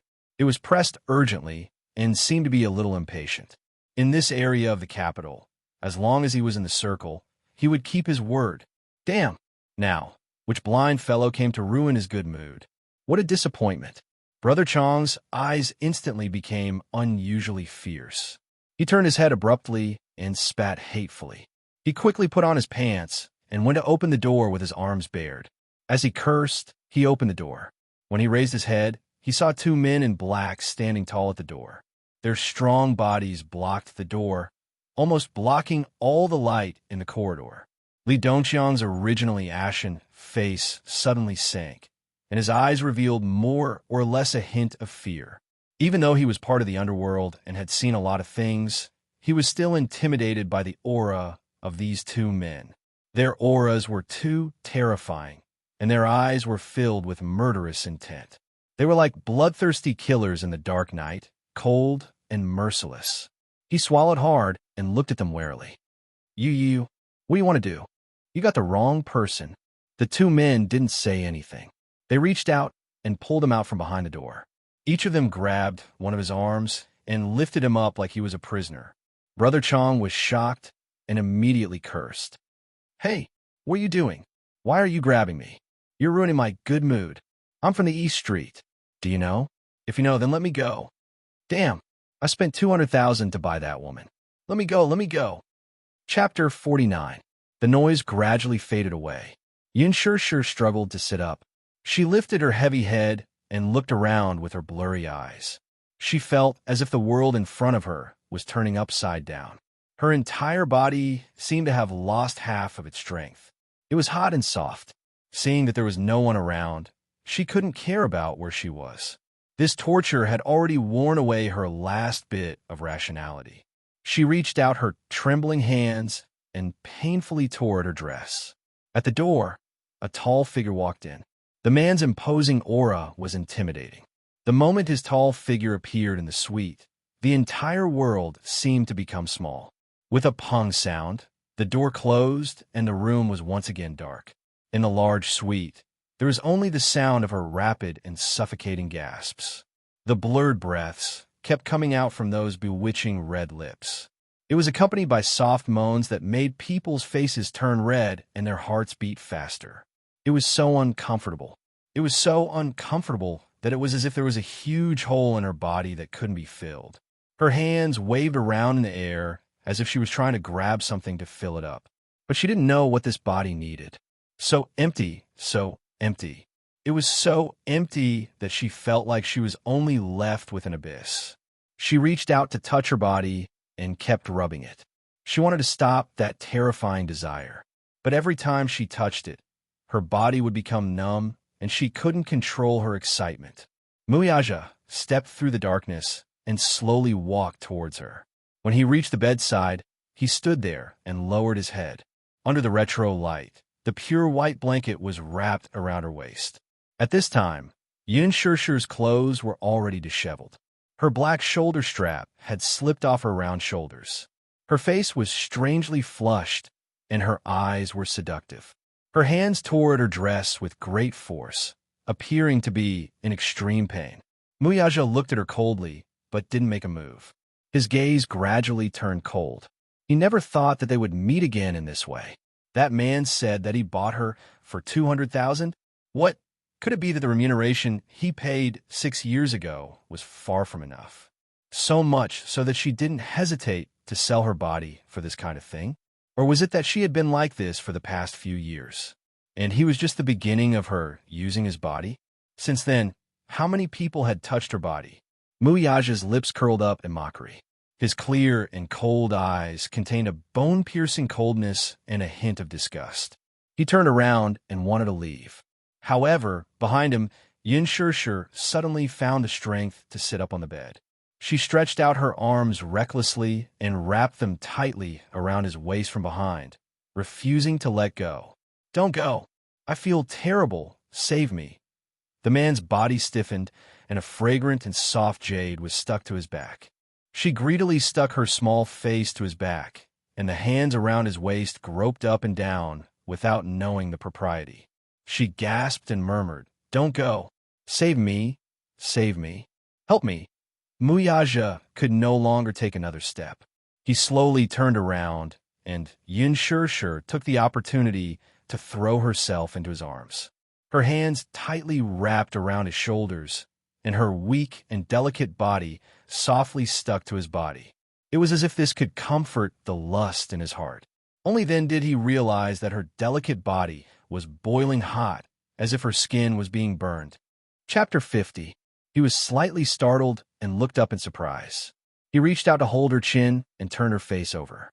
Lowering his head, Muyaja saw that her eyes were blurred and deep. There was something wrong. Just as he was lost in his thoughts, Yin Shishir clung onto his shoulders, leaned in, and eagerly kissed him on the lips. Muyaja narrowed his eyes and subconsciously tried to avoid her, but she hugged his neck tightly and did not let him avoid her. She broke into his mouth without any hesitation. She kissed him fiercely, but there was no technique. She was extremely inexperienced and even clumsy, and she was a little desperate. Just by relying on the raging desire in her body, she ravaged his cold, thin lips as if she was possessed. Her teeth nibbled on his lips, and the tip of her tongue invaded his lips and teased him randomly. Her hot breath burned his breath. Even so, this kiss, which had no skill to speak of, still teased his body to the point where it was hard to endure. Yin Shishir kissed him crazily. Her kiss slid all the way down to his moving Adam's apple. The tip of her tongue hooked and gently bit him. Muyaja's body suddenly stiffened, and a dangerous look faintly appeared in his eyes. But she was completely undecided. Her empty body was uncomfortably hot. After a series of movements, her shoulder straps completely slipped off. Her dress slid down to her waist as the two bodies kept rubbing against each other. That smooth and delicate body was suddenly exposed to the air. The breathtaking beauty caused his body to rapidly grow hot and dry. Muyaja looked down at the woman in his arms who was causing trouble. She did not seem to realize what she was doing at all. He always had good self-control and could even get married without touching a woman for 3 years. But now, he could not stand her instigation. "Save me, save me." The drug in her body was forcing her to seek more. Yin Shishir opened her empty eyes. While he was in a daze, she anxiously reached out to buckle his belt and carelessly unbuckled it. Driven by her primitive instincts, she seemed to have forgotten herself. The man's sexy face was now covered in cold sweat, but he was trying to restrain the fire in his heart. His body had such a strong reaction to her. For more than 10 years, there was no lack of beautiful or enchanting women by his side. However, he was cold. No matter how the other women teased him, he did not feel anything. What he didn't know was that a man's body had a memory. Once he had tasted the beauty of the world, he would never be able to forget it. He didn't know what kind of magic was hidden in this woman's body, but she had the ability to make him crave for more. Yin Shishir's trembling little hands were messing around in his arms. her movements rough and clumsy. She frowned slightly and followed her instincts, but in the end, she did not get the main point.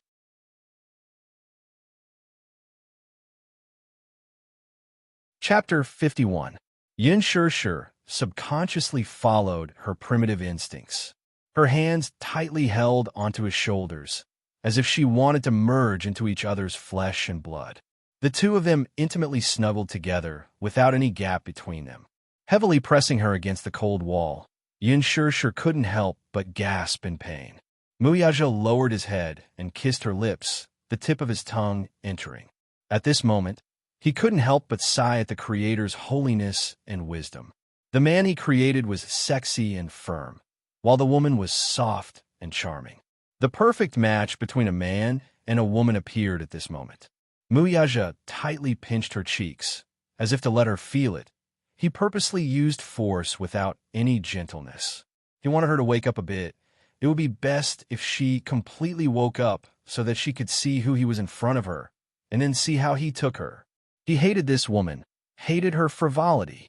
If he didn't appear in time, what would have happened in this room tonight? If the person in front of her wasn't him, then would her charm blossom for another man? Thinking about it, he couldn't suppress his anger.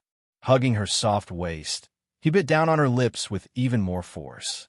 She was no longer a young girl who had just experienced sex, and she was no longer the undeveloped body from 6 years ago. After the breastfeeding period, her figure had already developed. His roughness caused Yin Shirshir to be in pain. She couldn't help but let out a moan. She was almost out of breath from this fierce attack. Her small hands tightly hugged his neck. Forgetting herself, her small tongue licked his earlobe. Her coquettish gasps were close to his ear, and he almost couldn't control himself. This damned woman, she was simply a demonized butterfly spirit, just like the evil concubines of ancient times who brought disaster to the country. His movements became more and more rough. Yin Shirshir was in so much pain that she kept gasping. She subconsciously pushed his shoulders and softly said, "Don't. It hurts. It hurts." "What? Isn't this what you want?" Muyaja sneered, but he was even more presumptuous. His strength didn't decrease at all, and he lifted her skirt with one hand. Pain. However, this intense pain was suppressed by the raging flames in his body. His body was unable to stop an indescribable restlessness from growing. Yin Shirshir helplessly hugged him even tighter. She was panting, and her watery eyes were misty. It was a mess that could not be any worse. It was so chaotic that she couldn't see anything clearly. She could only follow her instincts and keep asking. Lost in love, he held her firmly, but held back. He was not in a hurry to enter, as if he wanted to tease her. Grabbing her chin with one hand, he bit her lips fiercely and smiled wickedly. "If you want it, come in yourself." The two of them pressed against each other intimately. The unparalleled sensory stimulation made her lose everything and even forget who she was. Her breathing quickened and her mind was in a mess. Following her instincts, she tightly held onto his shoulders and slowly lowered her body until he was completely contained. As if the emptiness was filled, the sudden pleasure surged like waves. She couldn't help but raise her head and gasp for breath. There was a moment of clarity, but she sank into it again. Her body recovered very well. She hadn't been touched by anyone for 6 years. Everything was unbelievably beautiful. Under the influence of the drug, everything was spinning. Muyaja's throat tightened. In the midst of a numbness and entanglement, fine cold sweat moistened his thick black eyelashes. It was a perfect fusion. Both of them were extremely sensitive. Chapter 52. The two bodies were entangled together. Soon, both of them were drenched in sweat. Their bodies were already wet. That kind of suffocating feeling was as if the two of them were closely intertwined, as if they were going to blend into each other's bones and blood. It was as if it was extremely dazzling and carefree. Following that, there was an indescribable feeling of pleasure and passion. In the midst of passion, Yin Shirshir climbed over his shoulders, grabbed his broad palm, and intertwined her fingers with his. She then pulled his hand to her burning hot cheeks. His palm was a little rough and cold, but it gave her a great sense of relief. She was almost shivering when she pressed her lips against his cold, thin lips. The gentle and warm touch made his heart beat faster. Muyaja could not help but hold his breath. He was actually stunned by this intimate kiss between lovers. This time, he did not avoid it. Instead, he pressed his lips tightly against hers and kissed her deeply. He closed his eyes and suddenly opened them again. His dark eyes stared at the woman who was as enchanting as a blooming flower for him. He suddenly hugged her and pressed her on the bed, occupying her to the greatest extent. Yin Shishir's breathing spilled out from her broken lips. In the end, after he fiercely thrust into her, the person under him trembled and held him tightly. It was as if a white light flashed in his mind. The two of them were finally forced to the dazzling clouds by this extreme wave. It had to be said that the passion-hunting powder's effect was really fierce. Muyaja pressed her down and wantonly wanted her for 3 more times. Only then did the effect of the drug dissipate. When he regained his senses from the lingering charm of passion, the sky was already bright. The person in his arms had dissipated the effect of the drug. She was so tired that she fell asleep. Her 2 arms were tightly wrapped around his waist. She was weak and helpless. Both of them were wet and sticky. Her half-wet hair was stuck to his chest, and there were some traces of itchiness. Looking at her body, there were ambiguous kiss marks all over her body, as well as the bruises left by him. Every mark was a testimony to the crazy battle that lasted the entire night. He must be crazy. He must be crazy to do this. They had been engaged for 3 years, and he had always had outstanding self-control. He had never even touched a woman, but he had lost control over this woman again and again. He was obviously conflicted because he never had any self-control when it came to this woman. More importantly, she was Xiao Yichen's biological mother. Muyaja lowered his eyes, and his gaze fell on her petite figure. She was so thin and weak that it was pitiful. His large palm gently covered her face. Her face was not even as big as his palm. He wondered what kind of life she had been living for the past 6 years. What kind of life trajectory was it? Back then, that sky-high amount of remuneration was almost the lifetime income of an ordinary person. She should be able to live a complete life, right? However, she was even thinner than 6 years ago. Her face was pale and weak, and her waist was so delicate that it seemed as if he could grasp it with one hand. Had she finished her studies in the past 6 years? Do you have a good job? Does he have a stable family? Or perhaps she would get married? When he thought of this, his heart almost couldn't control itself. His heart suddenly skipped a beat, and for some unknown reason, a strange feeling arose in his heart. Was she married? Damn it, he was actually very concerned about this question. When he thought of this delicious woman, if other people were to touch even an inch of her, a flame ignited in his heart. Chapter 53. Yin Shishir, who was in a deep sleep, had no idea that the man beside her, who was holding her in his arms, was staring at her sleeping face with a knot in his heart. He sighed helplessly. He looked at the bruises all over her body and decided to wash up with her. He got up, carried her in a bathroom, and cleaned her up. For more than 20 years, he had always been the king in the limelight.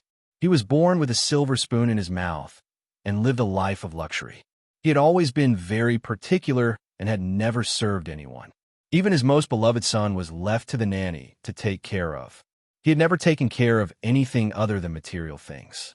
As a result, his movements were extremely clumsy, and he hurt her a few times. Even in her sleep, she still groaned in dissatisfaction like a weak kitten. It also seemed like she was acting coquettishly to him, making a silent complaint. Women were all delicate, and she was no exception. Which woman didn't yearn to be doted on and protected in the palm of his hand? However, in her bumpy life, no man had ever truly doted on her. Seeing her frown slightly, he actually didn't notice that his heart had softened. Even his movements couldn't help but become gentler. In the meantime, he called for room service and ordered the servants to change the crumpled sheets. If Yin Shishir was awake at this moment and saw the bed sheets that had been through war, she would be so embarrassed that she wouldn't be able to lift her head. When Muyaja carried her out of the bathroom, the bed was already clean and new. He carried her to the bed. The person in his arms was lying on his chest, sleeping soundly. In the morning, his assistant had sent the clothes over in advance. At the same time, he had also sent a woman's dress. Naturally, it was also expensive. There was a board meeting in the morning, so he didn't plan to stay any longer. After changing into an expensive suit, he was once again the elite of Empire, the business tycoon of Dishing Financial Group. After a night of sexual intercourse, there was not the slightest trace of exhaustion on his body. Muyaja turned to leave, but he heard a piercing ringtone. He looked back coldly. He wanted to ignore her, but he heard a ringtone coming from the pocket of her clothes on the sofa. It was ringing nonstop. The person on the bed seemed to be disturbed by the sound. She turned around and frowned. It was obvious that the loud ringing had alarmed her. He frowned coldly and strode over. He took out his phone from his pocket and hung up without hesitation. A missed call notification popped up on the screen. The man lowered his head and looked at the missed call with the name Yu. Muyaja slowly raised his brows. This name clearly sounded like a child's nickname. A strange feeling surfaced in his heart. Could it be that she already had a child? On Yu's 5th birthday, Yin Shir bought a children's phone for Yu. It was thin and light with simple functions. In addition to sending and receiving messages, it also had a one-button alarm function. This was so that Yu could contact her immediately in an emergency. At that time, such a phone wasn't cheap. She had bought it so that it could be of use when the child was in danger. She had always been very willing to pour her heart and soul into the child. Muyaja was still in the midst of his surprise when his phone rang again. The words, Yu, appeared on the screen again.